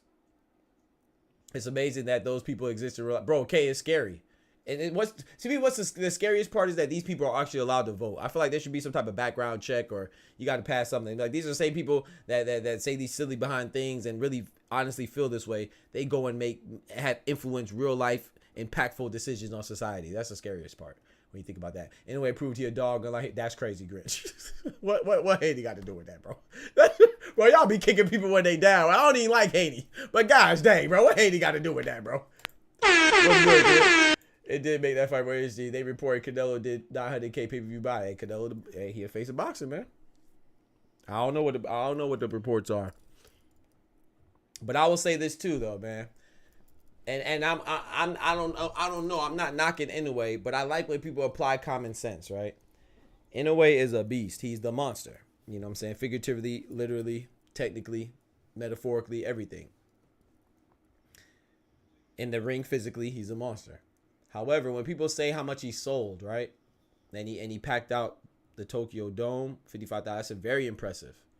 But I will say this: do you know the geographics of Japan? We just be honest. We got to consider these things, right? You got to consider the whole scope. When Canelo or somebody, not even just Canelo, like when Pacquiao, Floyd, Canelo, any big fighter, when they fight in Vegas, you got to look at the geographically, look how big the U.S. is compared to Japan. How much easier do you think it is for me to get to the Tokyo Dome if I live in Japan, compared to how much more difficult and expensive it is for me to get from Florida to Vegas, or from New York to Vegas, or Washington to Vegas, or Alaska to Vegas, or Hawaii to Vegas? You see what I'm saying? So people, you have to consider these things too. It's not to knock him. But it's just to be honest and think of the big picture. You know, of course, Inoue is a beast, and he's the big star. He deserves to be it. But to me, that's not indicative that he has no need to be a global star. I don't think that really helps him globally, because I think he should be a global star. I think he has all the ingredients, but unfortunately, you know, a lot of people did not watch that fight because guess what? Now you're Inoue. Illuminati. Where was that at? Yeah, no, I'm not saying he didn't put it. I'm not knocking it. But okay, so Bentley, let me ask you something. You're from Florida. How many fights would you go to if the location was in Florida? Just think about that. How many fights would you attend if the location was in Florida? Because that's about how big Japan is. You see what I'm saying? So let's be real, bro. Let's be real. Come on now. Come on, man. Let's see how big Japan is, bro.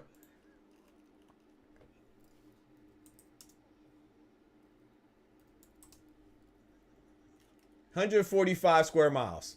145,000 square miles. Okay, so Florida is about a little bit less than half of Florida. So let me add Georgia to that then. Let me add Georgia to that. So okay, so let me add Alabama. So Georgia is 54 square miles, 1,000 square miles. Let's see. Let me add Alabama to that. Okay, so Alabama is 52,000. Okay, so Japan as a country is the size of Alabama, Florida, and Georgia combined. So now look at your map and look at that 3-state. So Alabama, Georgia, Florida, I could drive to each one of those states in 4 hours. I would definitely go to the fights if it was 4 hours away. I'm just saying. But if I've traveled for a sporting event all over the country, Japan is a big country, bro. Oh, you're dumb as hell. Shut up. I'm not even gonna argue. Has Brian? He's supposed to take it in. He's supposed to submit the B sample on Friday. So I guess we'll get it. I thought we were gonna get it today, but we get it tomorrow. I haven't been to a fight, but I traveled for a sporting event. Yeah, so my point is that it's each. I'm not saying that you didn't. I'm not saying I'm not attacking you, bro. I'm not judging anybody. What I'm saying is that it's easier to put butts in the seats if it's easier for those butts to get there, if it's more accessible. So I'm not saying my point is this. I'm not certain that Inoue sells out a Vegas stadium. I'm not sure if he sells out Vegas. I'm not sure. I think he should. He deserves to. But it's just honest. Like, a lot of people don't know him. Nuggets are getting destroyed. They getting clapped up. They getting clapped. I'm not saying that he doesn't deserve it. I think he should because I love boxing and people love. But it's just a fact of the matter is, number one, he's at a small division. People unfortunately don't care about the small divisions. We care. The general public doesn't. Number two, they don't watch him because it's so early in the morning. You know, so that's just a fact. Oh, in that case, say that. Yeah, that's what I'm saying, Bentley. Yeah, I'm not talking about you, but that's why I said how many. That's why I asked you because I know you're from Florida. So I asked you how many sporting events would you go to if they're in Florida. I wasn't attacking you. That's what I said. I think you just probably misinterpreted what I was saying. So my point is that we would go to more if it was closer. So when somebody sells out, you have to. Because I'm not saying that he wouldn't necessarily, but I'm saying you have to consider these things. Like, Smoochie in the building. What's good? Let's get right. So I'm saying that. Do you think? Perfect example. Canelo's Mexican. Canelo will sell out T-Mobile Arena or whatever he does because he's a face of boxing in Vegas, right? Same with Floyd. Do you think Munguia and Inoue sells out in Vegas? I don't know. Maybe. I don't know. If I had to put money on, I would say no. I don't think so. People for the big, yeah, they're gonna interpret it like I'm saying something disrespectful. I'm not saying anything disrespectful. I'm saying that that's how. In fact, I'm applauding them because that's how supportive they are of their boxing star. Because there's one country, but their one country is the size of 3 states. There's 50 something states in in the United States of America, and their country is the size of 3. And Florida, Alabama is arguably one of the smaller states.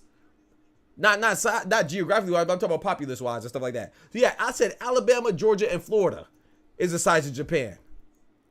As far as square mileage goes. So if my point is that if a fight was, bro, Terence Crawford is not a big draw. If Terence Crawford was fighting in a country where it was the size of Florida, Alabama, and Georgia, I'm pretty sure he might sell out. I'm just saying he just might. You know what I'm talking about? That's the point I'm saying.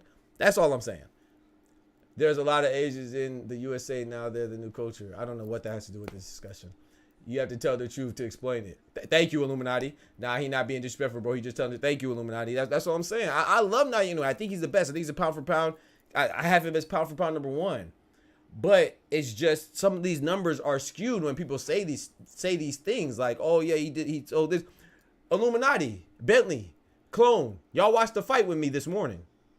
What did you pay for it? Was it on pay-per-view? Was it on HBO? Oh, HBO's not a good example. HBO's not there anymore. Was it on Amazon Prime? Was it on DAZN? Or was it on ESPN Plus? Oh, okay. Okay. Okay. Okay. That's it. You just look at everything. Okay. Yeah, it was on ESPN Plus, right? Okay. Shit should have been on YouTube. I mean, you let me know when it was. Oh, okay. Just come on now. Man said Lil Haiti in Florida bigger than Japan. Bro, no, I'm not being disrespectful, bro. I love my brethren. I'm just saying we have to consider all these things when we think about determining somebody's global presence and stuff like that. Of course, number one, he's from Japan. He's Japanese, so of course he should do good. I feel like Munguia and Inoue is good enough. He should be a global star, but it's kind of difficult because all his fights are in Japan, which come on a Monday at 4:00 in the morning, and he doesn't have to. I'm not saying that like he should bow down to anybody. No, he has fought in America 3 times. Yes, he has fought in America before. I'm saying in order, okay, it's like I'm gonna put myself in the shoes. I'm nothing like Naoya Inoue. But let's say this: what if I could only Bentley is from Florida, right? Clone, you're in DC. Where the hell you at? I don't know where you at anymore. I know DC, Maryland, either in DC, Virginia. Where the hell you, or New York? I don't know where you're at now. Let's say you in Virginia, right? What if I only streamed to Florida, Alabama, and Georgia? That means I wouldn't know Illuminati. That means I wouldn't know Marcos, which is probably a good thing. Smoochie is in Northeast. That means I wouldn't know Smoochie. You see what I'm saying? So my point is that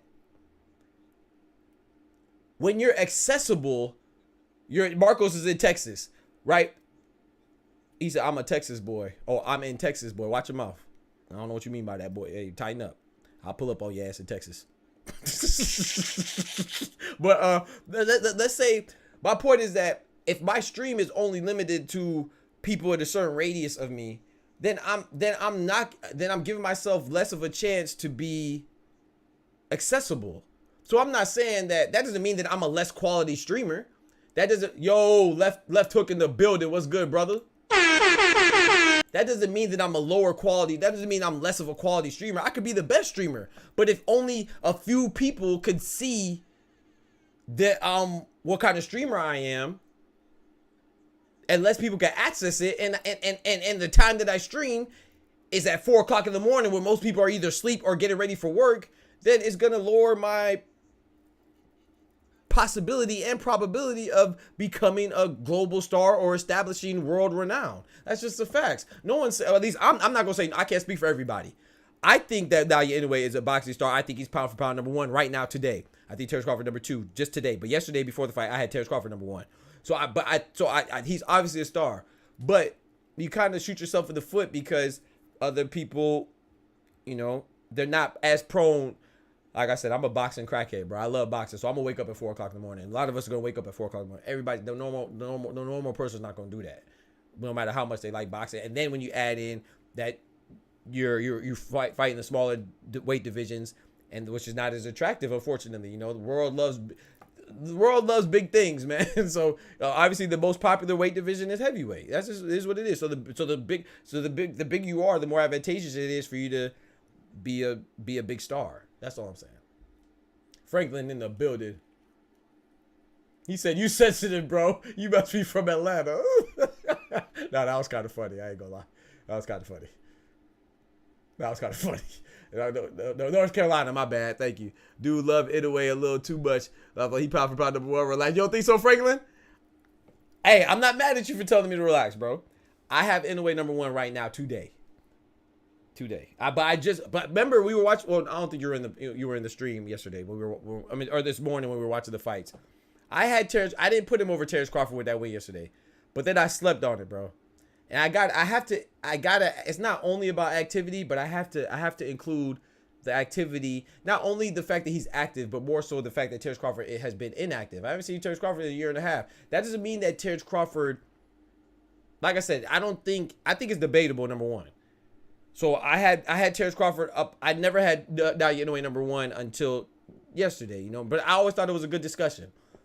But to me, that doesn't mean that I'm saying Naoya Inoue is better than Crawford. I think Crawford is the best, but just because you're the best don't mean that necessarily pound for pound. I think you have to add in, like the accolades, stuff that you accomplish. Also opposition, against who you accomplish it against, the weight class that you're at, activities, things like that. So I think the fact that Naoya Inoue is, not only did he fight again, I think Naoya Inoue fought 3 times since Terence Crawford fought last. And then he's going to fight again in September. So when Terence Crawford fights August 3rd, Naoya Inoue is going to fight potentially a month after that again. You got to factor that in. That's what I'm saying. I'm not saying Naoya Inoue, if Terence Crawford wins how I think he's going to win against Ismail Madrimov, Naoya Inoue is only going to be pound for pound number 1 on my list for 3 months. until August 3rd or whatever it is, 4 months, whatever it is. 3 months. Fair enough. Yeah, that's all I'm saying. I got Canelo 1, 2, and 3 pound. That's crazy. I got Canelo number 3 though. Not you. I was talking to Marcos. Oh, okay. My fault, Frank. No, Marcos is wilding. Please, yeah, don't pay attention to him, bro. Marcos is saying anything. I never heard anybody call you Doc. I might be mistaken, but I just think I just started something. I appreciate that left hook. Nah, yeah, I go by Doc. A lot of people call me Doc. Yeah, a lot of people call me Doc. Yeah, but shoot, I appreciate you getting it out there though. Yes, sir. A lot of people do. Not everybody though, but a lot of people do. But I appreciate the left hook. You know what I'm saying? Hey, if you started it, hey, start it. You know what I'm talking about? Keep it going. I earned that. It took me a lot of hard work and dedication to get that funky ass degree. It took a lot. Something I'm proud of. I did it for my mama. I did it for my mama. Yeah, Chloe, he wallet. Chloe, he knew. Could have said that. Oh, you talking about me? Hey, yo, pause. What'd I say, bro? What? Pause. What'd I say? They should let Bud and Inoue fight for the power. That's crazy. You tried to get Inoue killed. And you know what's crazy about that Illuminati? Some people have down your Inoue. I'll be right back. You got my water.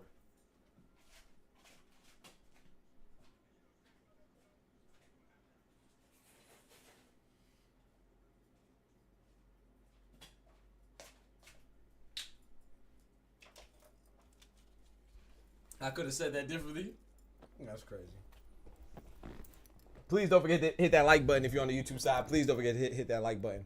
But I do think, like I said, I honestly feel like right now it's almost like the LeBron and MJ debate. Like I have MJ all day over LeBron, but I can't act like LeBron isn't making it an interesting conversation. That's how I feel like with Munguia and Inoue and Terence Crawford. I feel like there's no wrong answer. I feel like, and this will make me mad too. I'm not mad.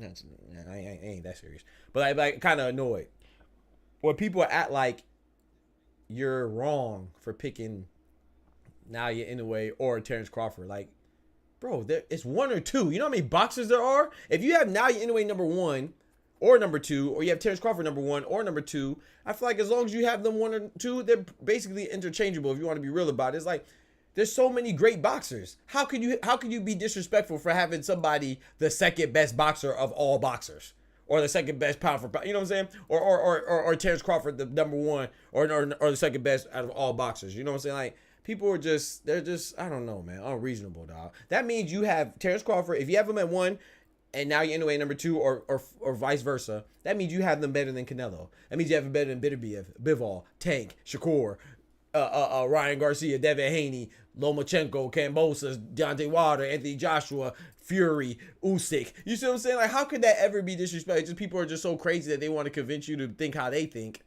I don't know. People it's just crazy, bro.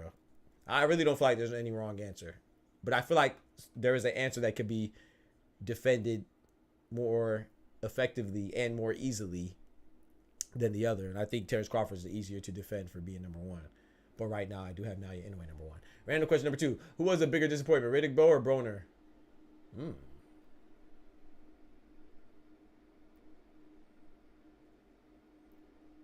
Damn, that's a good one.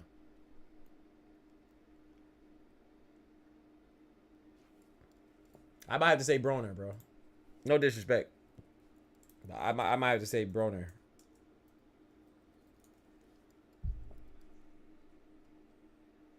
I'm gonna say Broner, cause I could be wrong about this. Y'all let me know if I'm tripping. But the reason why I say Broner is because I like Adrian Broner. He's funny, but to me, his best attribute is his gift of gab and the build up for fights. I'm not, and I don't mean this with any disrespect. I'm asking y'all. Do y'all think that anybody will remember? When's the last time we seen Riddick Bowe box?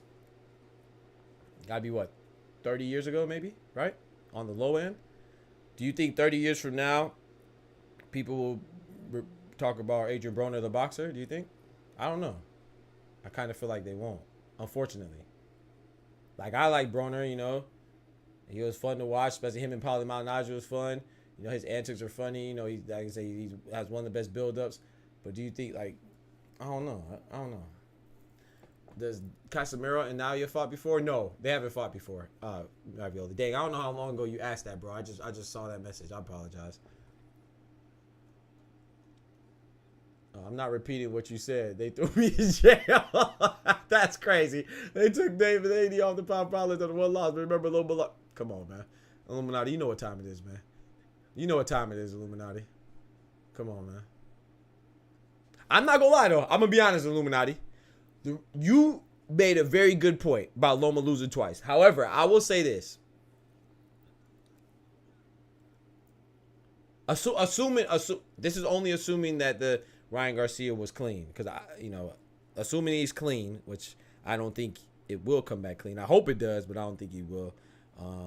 I hope it. I've been hearing some things that is gonna come back negative though. I have, which I don't want to talk about because it's just rumors that I've been hearing. I have no source to to verify that or anything. So I don't like putting out just gossip. But yeah, the Nuggets are getting smacked, bro. The Nuggets down by 28, y'all. Bumba. The Nuggets are down by 28, y'all. Me blood clot. But what I was gonna say, I do think that a loss to Ryan Garcia, and it's gonna sound like I'm being disrespectful to Ryan Garcia. I do think that should take him out the pound for pound list. But I think that 2 losses should definitely take you out. I don't care who you lost to, in regards to Loma. So you do have a good point, in my opinion. I really like Adrian Broner Corn Cobb fight. You like that, Adrian Broner against Blair Court on the Cops? Blair the Flair Cobbs? I like that fight too. June 7th, I believe. Nuggets get smoked, bro. But then again, the way he lost. Yeah. I agree, Illuminati. Not going to lie, but that pound for pound list thing just got popular in recent years. I think. Yeah, because it gives some people something to talk about. But I think more so, not only did it become popular, but yeah, but it's like a popularity contest too, kind of. Because I don't understand how, and people might disagree with me, but I don't understand how, if I'm not mistaken, wasn't Shakur above Tank for a while? I don't understand that. Whether you think he's better or not, that's what I'm saying. Pound for pound is not always about just who's the best. It's also about your accomplishments, how you get there, what you have done. All that's to be factored. So Shakur's inactivity alone, and his lack, and the way he wins aren't not being as impressive. I don't understand how he could be above Tank. I don't understand that. And it has nothing to do with me who I like more or not. It's just I don't. So it's like I don't know, man. I don't know. But then again, too, some people think I'm wrong. I don't have Usyk over Canelo. I don't know how people put Usyk over Canelo in my opinion. But a lot of people have Usyk number 3, and I'm not saying he doesn't deserve that. But I just don't. I don't. I don't. If it wasn't for Tyson Fury, I don't understand how you put Usyk over Tyson Fury. In my opinion. I even had Tyson Fury over Usyk for a while, but of course Tyson Fury looked bad against Francis Ngannou, so that definitely knocked him down. But even before the Francis Ngannou fight, they had Usyk over Tyson Fury because he beat Anthony Joshua twice, which I'm not saying that's not a good fight. That's definitely an accomplishment, but I guess when you think about it, though, he came for cruiserweight. I guess, yeah, he came for cruiserweight too. I keep forgetting that. Shakur needs to fight Tank, period. I do believe that Shakur is a lot better than people perceive. I agree. I agree. I think he gets a lot of knock for his performances, but for his last performance specifically. But that's kind of your fault. That's kind of your fault. You got to lock in. Loma should be undefeated. I think Loma whipped both Teofimo. Julio, you for real? Teofimo? Nah. What? Teofimo? I could see you. Well, first of all, I don't think he whooped either one of them. I don't think he whooped Haney. I had Lomachenko beating Haney by 1 or 2 rounds. I don't remember. But I don't think, once again, robbery. Here comes the word robbery. I don't think it was a robbery. I think it was a close fight that could have went either way. I thought Lomachenko won. I thought the wrong person won for my scorecards, but it was a close fight. I had 1 or 2 rounds. So I thought it could have been a draw. Devin Haney won. I thought Devin Haney could have won, which he actually did. I thought Lomachenko could have won. So I just thought it was a fight that could have went either way. I don't think either one of them whooped each other. But Teofimo definitely beat. Teofimo definitely beat Lomachenko. Yeah, Teo. yeah, you wildin', Julio. Teo definitely beat Lomachenko.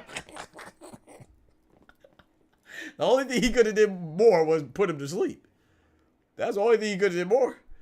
Teofimo definitely beat Lomachenko.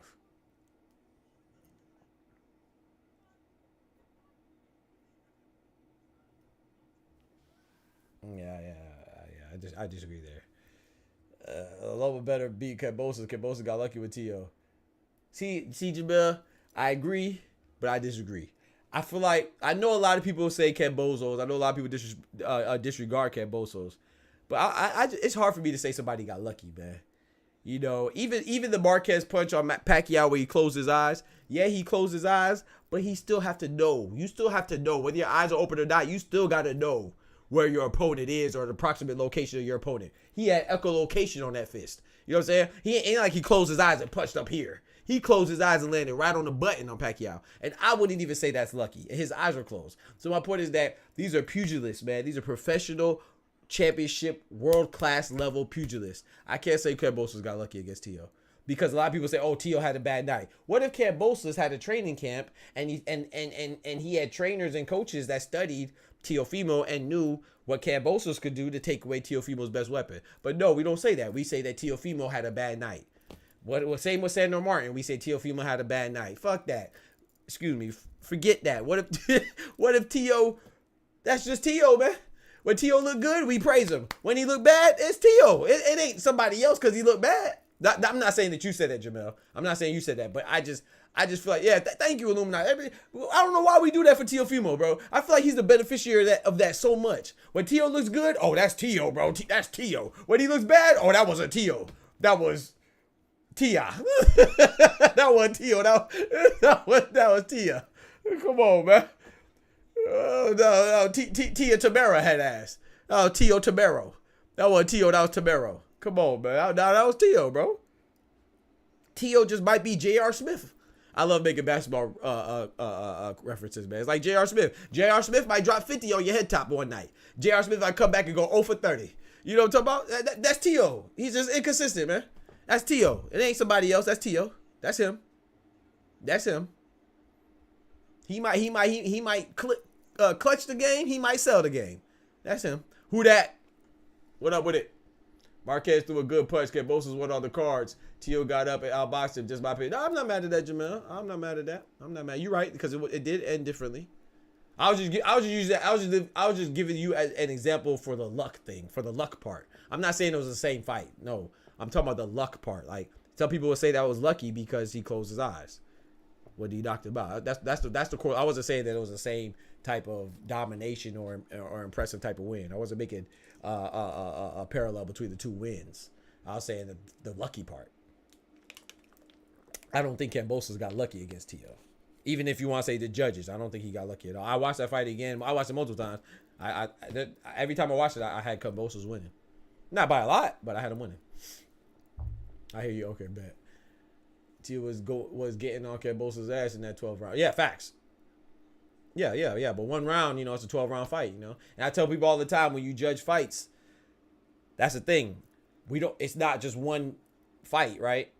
That's the whole point of rounds. Each round is its own separate fight. That's how you're supposed to judge a fight, right? And then it's accumulation of those 12 separate fights is how you determine who won the war. So instead of looking at it as a fight, each fight is actually a war in different segments, in 12 different segments. So nothing should carry over from the previous round. I tell people that all the time. And sometimes I think some people, don't realize that. Like the only thing that should carry over is like, say if you got cut, and maybe the boxer still has blood in his eye. But from a judging standpoint, nothing should carry over. The only thing that can be carried over to the next round is something that impacted the boxer themselves. Like maybe he's still a little dizzy and maybe he can't perform as well, or maybe he's impaired with his vision or something like blood or something like that. But when you're scoring, you're scoring 12 individual fights. So round 1, that's the first fight. Round 2, that's the second fight. It's so on and so forth until round 12. Nothing should carry over. Even if I don't care if I drop somebody 3 times in round 1. At round 2, it's a new fight. So, yes, Teofimo won that 12th round, but what about the other 11 rounds? What about the other 11 fights? You see what I'm saying? One day he cooked Josh Taylor. Yeah, he beat the hell out of Josh Taylor. And 140. And another day he getting dropped facts by Kambosos. Don't forget about Sandor Martin either. He looked very lackluster against Sandor Martin. I had him win. I was okay with him beating Sandor Martin. I thought he beat Sandor Martin, but it was a very close fight. But I don't think that it was close because he wasn't Teofimo. No, he was Teofimo. Just like he was Teofimo against Jermaine Ortiz. Yeah, that was still Teofimo. That was all Teofimo. One day, I read that already. Marquez used to drink that piss too. Yeah, he wildin'. I said, I don't want to win that gosh dang bad. That was funny because when you drinking the piss, Floyd said, all right, I'm going to knock the piss out of him. That just had me crying, bro.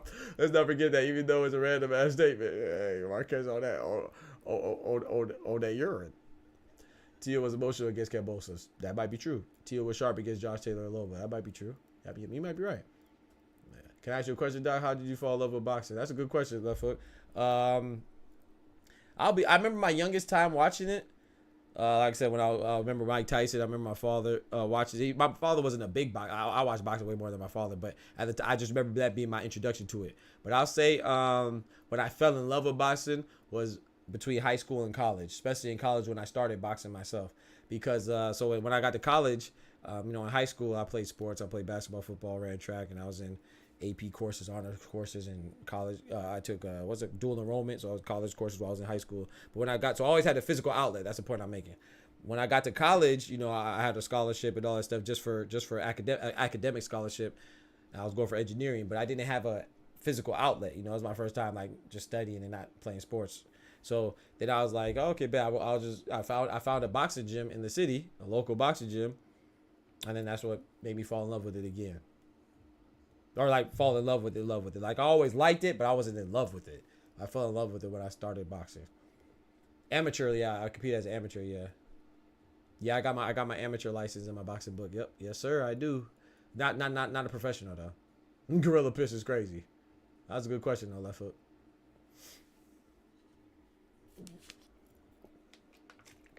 Yeah, I don't know if you watched my intro, but I have a lot of pictures with a lot of boxers. Matter of fact, I don't know if you know Tavares Thundercloud. He was a light heavyweight champion. He probably most famous for his losses. He lost to Artur Beterbiev. Oh yeah, 43 amateur fights. Oh wow, that's what's up, man. I don't have that much.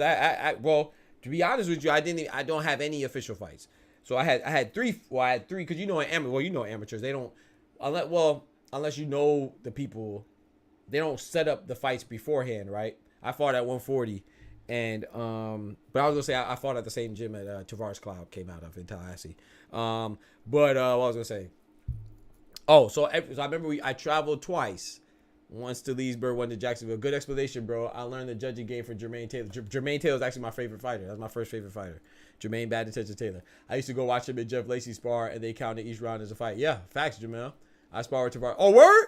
Where you from, bro? If he come close, I fuck him.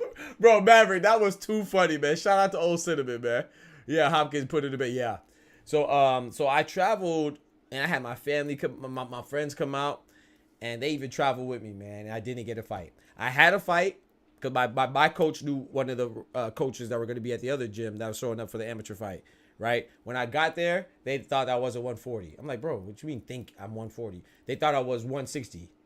They thought I was middleweight. I'm like, there's nothing to think. That's why we weigh in. I weighed in. I got 140. You know what I'm saying? And I starved myself over here eating egg whites. Gosh damn, on the freaking diets while I'm in school now, for studying for engineering. We traveled. My friends traveled with me. And then just for the dude to say he didn't want to fight me, so I was like, all right, bet. That was one time. That was my first time, my first experience. Another time, the same. It was a similar thing, but not that one was bad because the other dude, my coach came out. He was like, man, they just don't want to fight you. And he was mad. I was mad. I was disappointed. He was like, we're going to get the next one. Next one, bro. I go there. Nobody showed up that was in my division. Well, there was one person. He left early. I don't know why he left, but he left. Because I'm 5'11", and I'm tall, and I'm lanky. So, like, whenever I sparred, I always sparred against, like, light heavyweights and middleweights and super middleweights and stuff like that because, I'm a bigger dude, But as far as, like, for that division. But I can make that weight because I have skinny legs, That's a Nigerian and Jamaican in me. But yeah, so I traveled twice. Long story short, I traveled twice, didn't get no fights.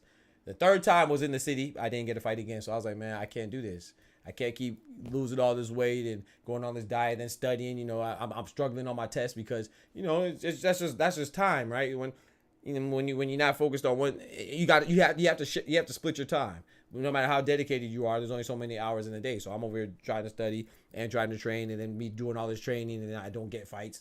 Like, nah, bro. I was like, man, I gotta stick with the school, and then that's why I stopped boxing after I got my master's. Once I went for my PhD, I was like, I gotta focus on my PhD. You fought at 201. Hey, that's what's up. All we needed was size. That's crazy. That's crazy. Cool story. I appreciate it, Illuminati. Why he didn't want to fight. Man, I ain't trying to be full of myself, but if this is what I said at the time. This is what I said to him at the time. Not to him, of course, but in my mind, this is what I said. When they said they didn't want to fight, I said, Nigga, you's a bitch! But it was cool because my homeboy got a fight. So it wasn't a total waste, because one of my engineering homies, they fought with me. My boy Sam, man, S-Dog. Jewish cat, man. He was cool. He actually got a fight. He lost it, but that sucked. But yeah, I was going to start boxing, but I chose to do taekwondo. You know, I did taekwondo when I was legit because my nephew's only 6 years younger than me, and he wanted to do.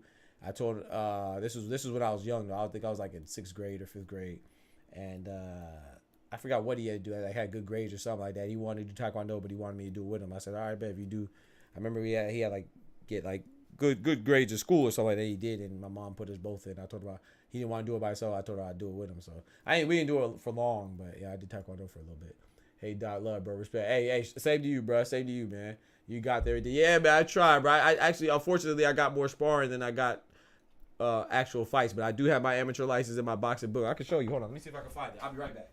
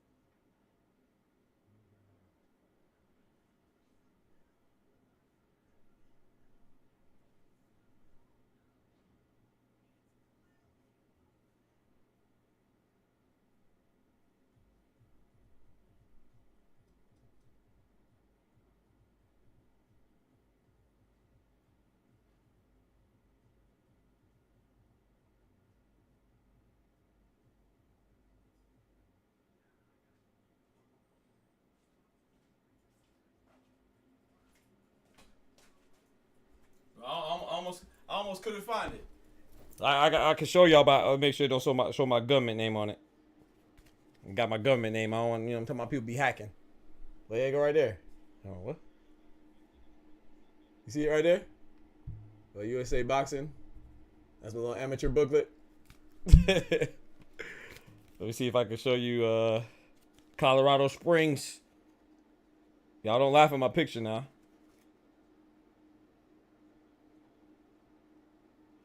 Like, yeah, I was an amateur for 2 years. This is when I made weight. This is in Jacksonville. This is why I made weight right here for 139. You see that right there? I made 139, man. 140 I boxed. I would have been boxing with Devin Haney and Ryan Garcia and them. Yep, that was in Jacksonville where I didn't get the freaking fight, little bum. Y'all can see that. 139.8. That joke made me mad, bro. Hey, y'all don't laugh at my picture though. Yeah, I had my amateur lights for 2 years.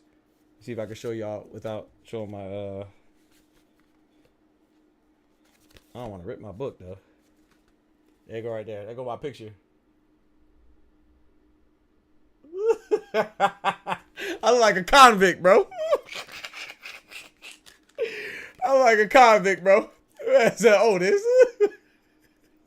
My name's Otis. Yep, that's Smoochie. Funny as hell.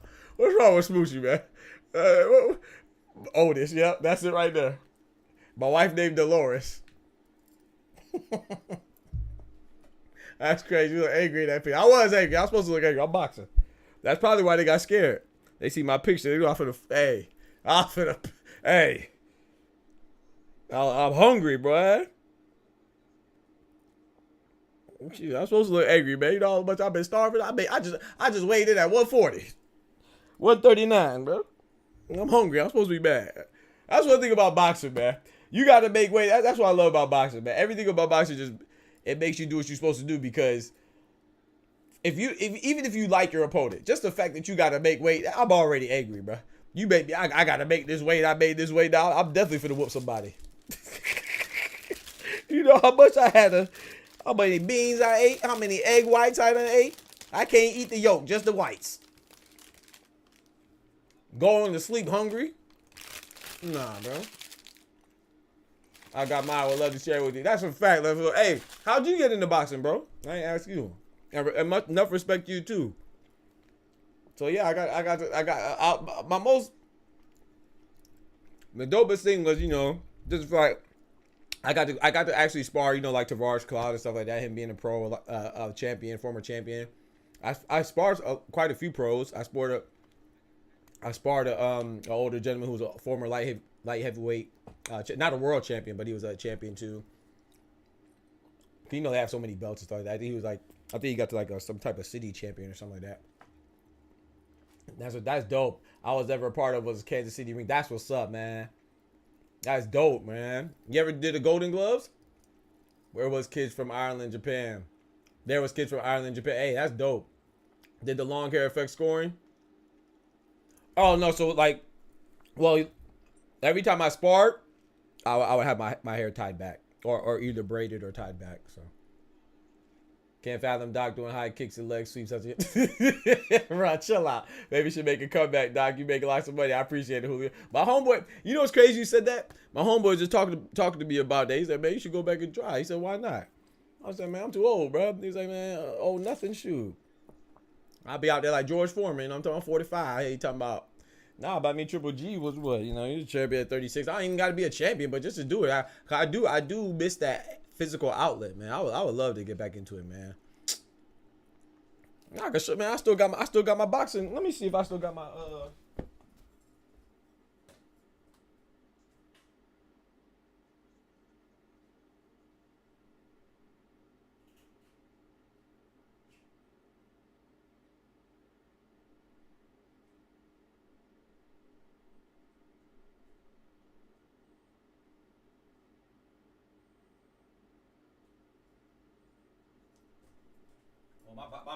my boxing shoes are in my out there in my closet in the what's it called?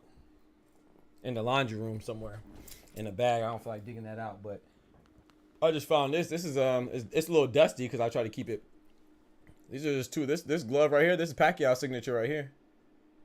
I was actually shared a limo with Pacquiao. Well, not shared. He invited us. He invited me in his limo. Because I had a press pass. It was real cool. This is Sugar Shane Mosley right here. Too old and looks about 26. Okay. Yeah, I appreciate it. I wish I was 26. I was in my 30s. I was in my mid-30s.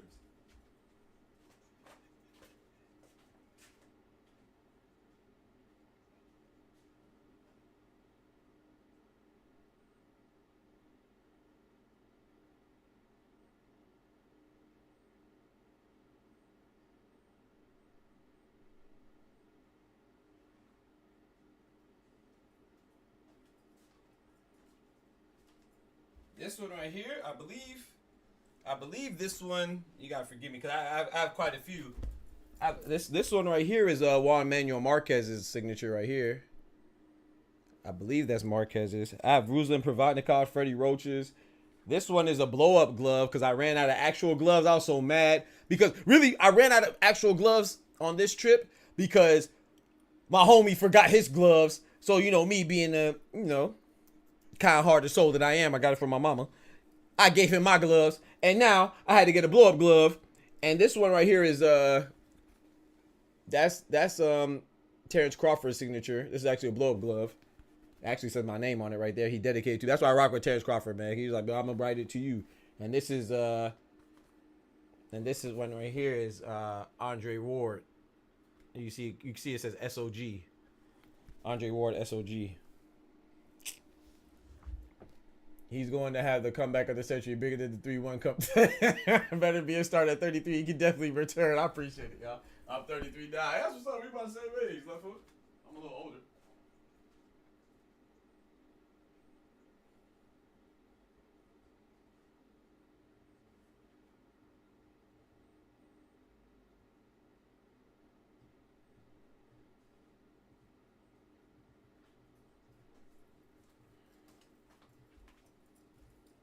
But yeah, my homeboy used to train me. My boy, he one of them dudes that he played sports at high school too, but he liked to be a coach. He liked to coach and stuff like that. So, he like when I like I say like the gym was closed or something like that, or he would train me, and or like on the weekends or something like that, I'll train because you know I'll be studying all night if I can't make it to the gym. He'll train me and stuff. You're teaching now? That's what's up, bro. Well, not right now, but I had a summer science camp that I proposed, man. I had a summer science camp called Aspiring Engineers, Aspiring to Make a Difference that I found. And yeah, I was teaching out there too, man. I was teaching while I was in grad school, and I should be teaching now at university, but I wanted to pursue this dream of streaming and stuff like that. But I don't know, we'll see. He's going to have the 245-ish. So, what you weighed around now? What do I weigh right now? I don't know. I would say about 150 though. Not much. I know I could get back to 140. I know that for a fact. You want golden gloves? Let's go, bruh. For 2012 and 2013. Do you know a dude named well, no, he didn't complete golden gloves for Florida. Never mind. He competed golden gloves for Carolina. I just met him when he came down here. I was gonna say my boy Marshall, Sean Ramey. That's what's up, bro. Left hook lazy. Let's get right. I got mine. I put it in Discord tomorrow. I have to dig through my. Okay, let's get right, JR. Bet. I like to see that. The kids are from Ireland, Japan, and Puerto Rico. That's what's up, left hook. Proud of you, bro. I know you don't do it anymore, but that takes a lot, bro. You said you teaching now. That's dope, man. That's why I say I respect any. I try not to call people like, especially at the professional level, call them tomato cans, man. That doesn't take heart, man. Everybody's not about that life, bro. I seen you've been in the gym. How many times have you seen people walk out the ring or it be time to spar? They be talking all that junk when it's time to spar. They don't want to spar, and you know I've seen that. I've seen people walk out the gym and not come back because they got hit too hard in the sparring session. I see, bro. I have so many stories from just sparring in the gym and people just thinking that they that and they not that. I remember a dude came in there, man, was talking trash. Talking about, man, I'll whoop everybody in the gym because he wanted to spar. So at my gym, which I'm sure is the same way in a lot of gyms, not every gym, but my gym, you have to earn sparring. Everybody out here young. Okay, that's what's up. Left hook. I wanted to get in the box, but I don't want to be sparring with someone who been boxing since 5. You can't worry about that, bro. You just gotta do it. Anybody's willing to step in them roads deserve facts. But I remember I was in. I remember one particular story. The dude was it was cool. It was older brother, but you know, a little hood and stuff like that. So he thinking, oh, I fight in the street, so I was just fighting, right? So he came in there and he was talking trash, and you know, in my gym, my coach would always say, the rule is you couldn't just spar immediately. Like you had to earn that. Like I think I was at the gym for about I don't want to say a month, but definitely at least 2 weeks. I want to say a month though. It was a little while before I was able to ever spar against somebody, actually spar. The dude came in one night. He was just real like rambunctious and all that. My coach was like, nah, you can't spar or whatever. And he's like, man, I'll mess up everybody in here, man. What you mean I can't spar? And then coach, he went to talking. And you know we all men at the end of the day. And I was a young man, but a younger man. And our coach was like, all right, bro, you doing a lot of yapping. Go ahead, get in there. And he put him in there. And I was going to get next. He was like, coach was like, who want next? I was like, let me get next.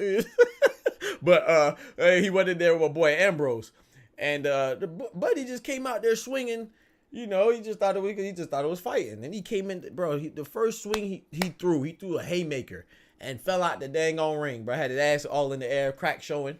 He got the plumber's butt. That's what they call it, plumber's butt, right? Where you got your crack showing. Man, swung all wildly. My boy ducked. He flying out the ring, hanging on the ropes with his booty all in the air. After he gathered himself, said, "Come on, let's go." The man ain't even last a round, bro. My boy put them paws on him, man. So long story short, I ain't get next, and we ain't never see the dude again because he was embarrassed.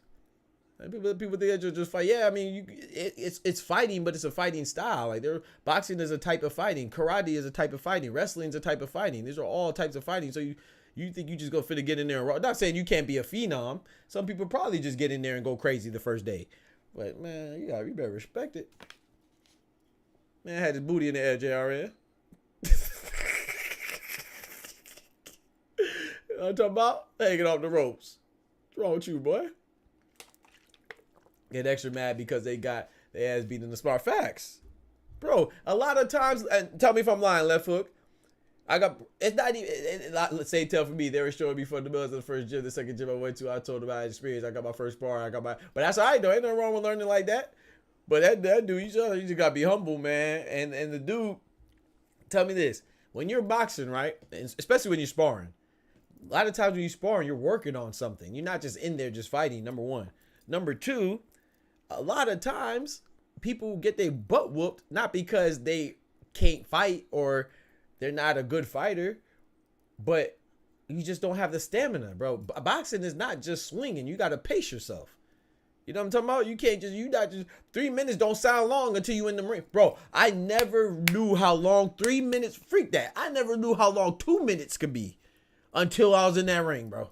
I remember when I first I never forget, man. I never forget the day that I was probably the most tired ever in my life, dog. Was when my coach made me box. I can't remember what he called it, bro. But anyway, you'll have a rotation of people, but you stay in the ring. He had a name for it. I think there is a name for it. So basically, I do 3 rounds with this person. They get out the ring. I do 3 rounds with this person. Then I do 3 rounds with that person. You know what I'm saying? And like that. So, like the gauntlet or something. That's what he called it. So, that day, I think I did like 5 people. Pause. That sounded crazy. I ain't gonna lie. I did like 5 people. Hold on. Pause. What? I think I sparred like 5 people that day. So it'd be these 3. This person for 3 rounds. Boom. He get out, switch out. I get no breaks. I'm sure you did something like this before too, left hook.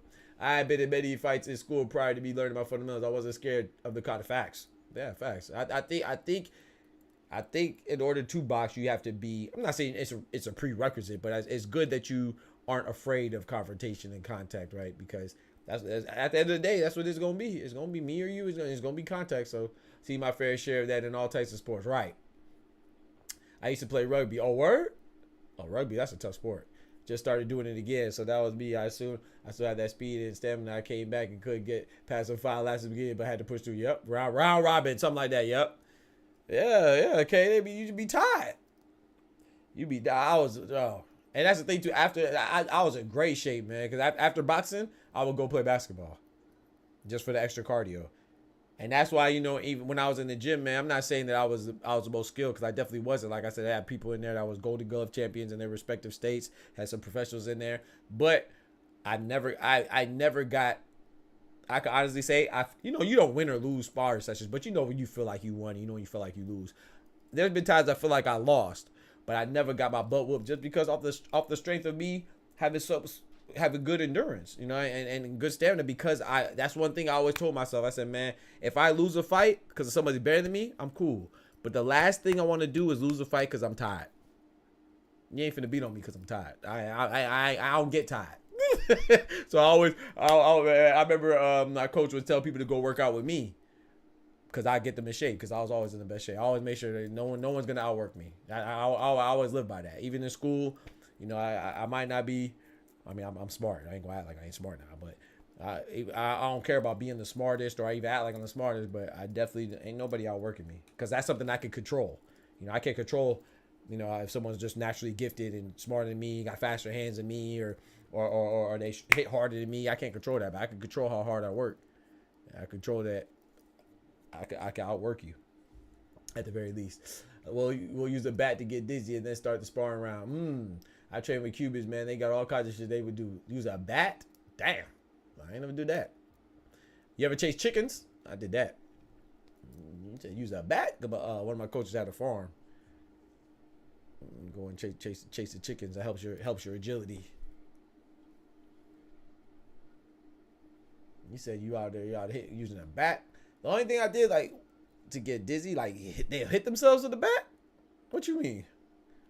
Thing I did that was my coach used to tell me take a grapefruit and tap your chin all night. He said that'll get your chin stronger. My brother did that back in the day with football. Boy couldn't run, but shoot. He came back to the sport 1,000 bloods and 5 years later. hey, you know everybody got different paths, K. Everybody got different paths, so you're right. Yeah, whatever floats your boat. There's a lot of crazy things like that. I remember I will say, I mean, I guess it sounds kind of crazy, but it's kind of normal for me going through it. One of my coaches, he would take a bamboo stick and hit me on my abs. Now I do that as an ab workout, and I have to just rotate like this with my hands on my head and just rotate slowly.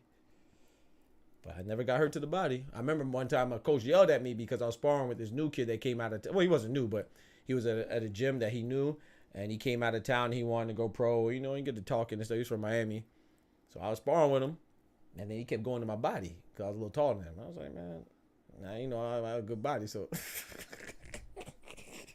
So one time, man, yeah, like he was doing something, bro. You ain't doing to make it on ha ha. Like he sounded, you know, when Rolly Romero, when Rolly Romero be punching me, it's like a little hamster.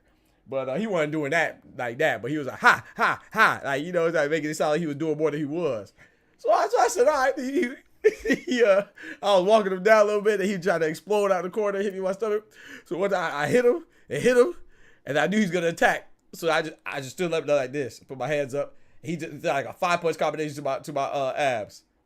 I said, come on, keep going. I said, you act like you're doing something. And then my coach, he got mad at me, man. I had to do some sprints. Cause he was like, we don't be showboating. We don't care. We don't showboat. And which is right too. You shouldn't try to you shouldn't be trying to show up your opponents. That's not right too. I did feel bad, but I felt like he was trying to. I don't know what I felt. I just felt like he was doing too much. I ain't gonna lie. I can't even really say he would disrespecting me. I just felt like he was doing too much. But everybody got them days, but I probably wasn't having a good day anyway.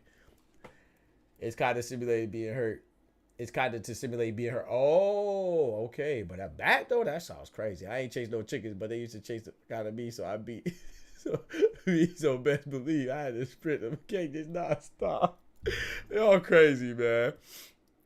But yeah, man, I appreciate y'all rocking with me for real, man. I like to just talk and have fun, man. And I actually was going to do a short stream. I know I got on late. I was supposed to get on at 9 p.m., but I was talking to my homeboy. I ain't talked to him in a minute. He called me and talking about life and stuff like that.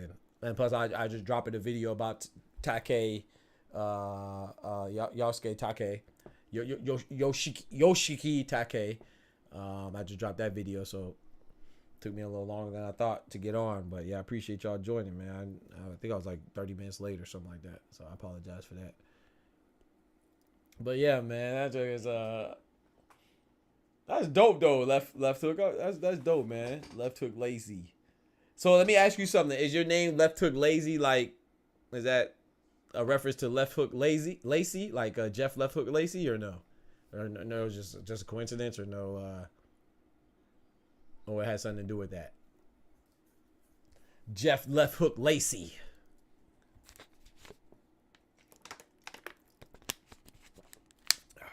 I haven't seen my amateur booklet in a minute, man.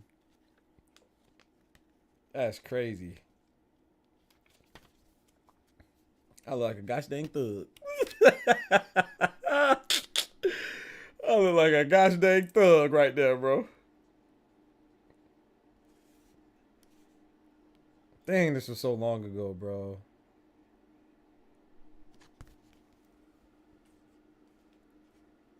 Had generational beef with those chickens.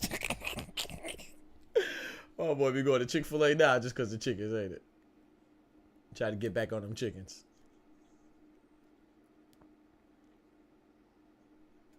It's so crazy. Like when you look at yourself, I don't know, at least for me, when I look at myself, I don't ever feel like I'm looking older until I look at an old picture of myself. I ain't even got no facial hair yet in this picture. Even though I don't shave or nothing, I don't really grow facial hair like that, but that's crazy. But yeah, man, I'm finna go ahead and get out of here, y'all. I appreciate y'all rocking me as always, for real, man. The Minnesota Timberwolves are kicking Denver's ass. They up by 22. I don't think they have any pictures in my booklets and papers, but everything else is. I bet, yeah, show me, bro. Make sure don't show any of your personal information. I mean, you know, I won't do nothing with it, but you never know, man. And sometimes I be having some people in my Discord, like someone in my Discord, just hit me up talking about visit some porno site or something like that. But it hit me in a DM though. But I see that they hit me in a DM because they joined the server, so I had to kick them. What's wrong with people, man? People weird. But yeah, man, so y'all be easy. I appreciate y'all rocking as always, man. K, thank you for coming through. Everybody that came through today, thank you. JRN, you know what I'm talking about? You know what it is. Appreciate y'all, man. Catch you on the flip side. Remember, we go live every Monday, Wednesday, Friday at 9 p.m. Eastern Standard Time. 9 p.m. Eastern Standard Time. I know I was a little late today, but I apologize. Please don't forget to like the video. Also, check out the uploads that I do, man. You know we post new videos daily. And I think Wednesday we have a fight on Pro Box. Smoochie reminded me of it too. You know, Wednesday we have a fight that we probably gonna call. Yeah, it should be some pretty good fights on Pro Box this Wednesday, good Lord willing. And then of course we have Lomachenko versus Kambosos this weekend, man. Bro, 2024 has been great for boxing, yo, for real, for real. So I appreciate y'all with me, riding with me on this journey. And also too, those of you that didn't peep the post, yo, Bruce Shushu Carrington, y'all know Bruce Shushu Carrington, the featherweight out of New York. He commented on one of my videos on my TikToks. Asking me to react again, limpiness. Thank you, Smoochie. Asking me to react to one of his next fights. I was like, you know us. We watch all the fights. We definitely gonna react, you know. But I thought that was cool, man. So that made me feel good. Feel like I was, you know, y'all already make me feel good anyway with the support. So I appreciate y'all. But that made me feel good. It's like, you know, people are seeing some of the stuff that we putting out. So we gonna keep putting out that product. And I asked the question if y'all would be interested in me trying to make an effort to try to get people. Not just fighters, but like anybody that's anybody with some significance in the boxing world, like whether it's somebody that's behind the scenes or somebody that's you know, works with promotional companies, or even a ref or a fighter or a coach or a trainer. You know what I'm saying? It doesn't have to be a boxer, a fighter, but yeah, anybody that's like in the boxing world has some experience. You know. Y'all told me that y'all would like for me to interview them. So I'm going to try to start reaching out to people. Congratulations on 1,000 subscribers. Hey, I appreciate that, K. Appreciate you contributing to that, man. Thank you. Like that. Yeah, I bet. So I'm gonna try to look into that, man. I thought that was dope that Bruce, that Shushu commented on one. Now, he didn't hit me up in no DM or nothing, but he commented on one of the TikToks of me reacting to his fight against Bernard Torres. I remember that. Yeah, so I'm gonna look into that. I don't know how easy it's gonna be. I don't know how difficult it's gonna be. I be seeing people having interviews. I don't know if they have. I just be assuming that people be having connections. I don't know, you know.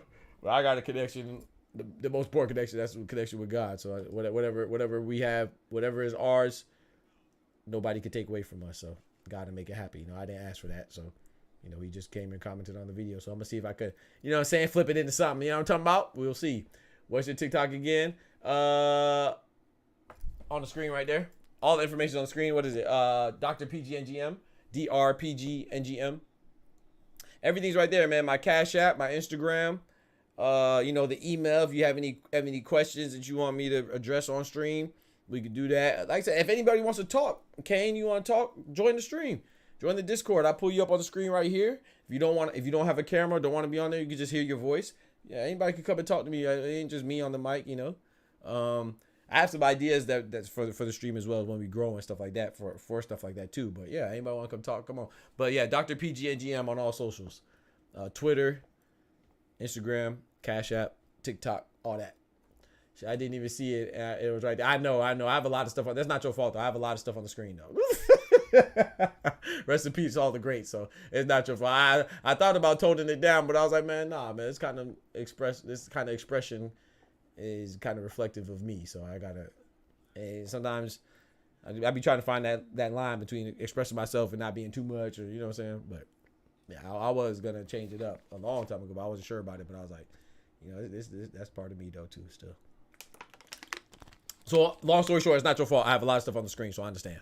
But yeah, I appreciate y'all rocking me as always, man. Love y'all for real. I'll be back on tomorrow. good Lord willing. Remember, with God, we can do anything. Without God, we are nothing, man. So y'all be easy. Have a good night. Thank y'all for rapping with your boy. God bless. We out. Peace. The doctor's out. From the hood to college, both worlds they had to meet. 6 degrees between us, so cold we're about to freeze. But we're Florida boys, hot takes, we bring the heat. We're moving the culture, the engineers to the streets.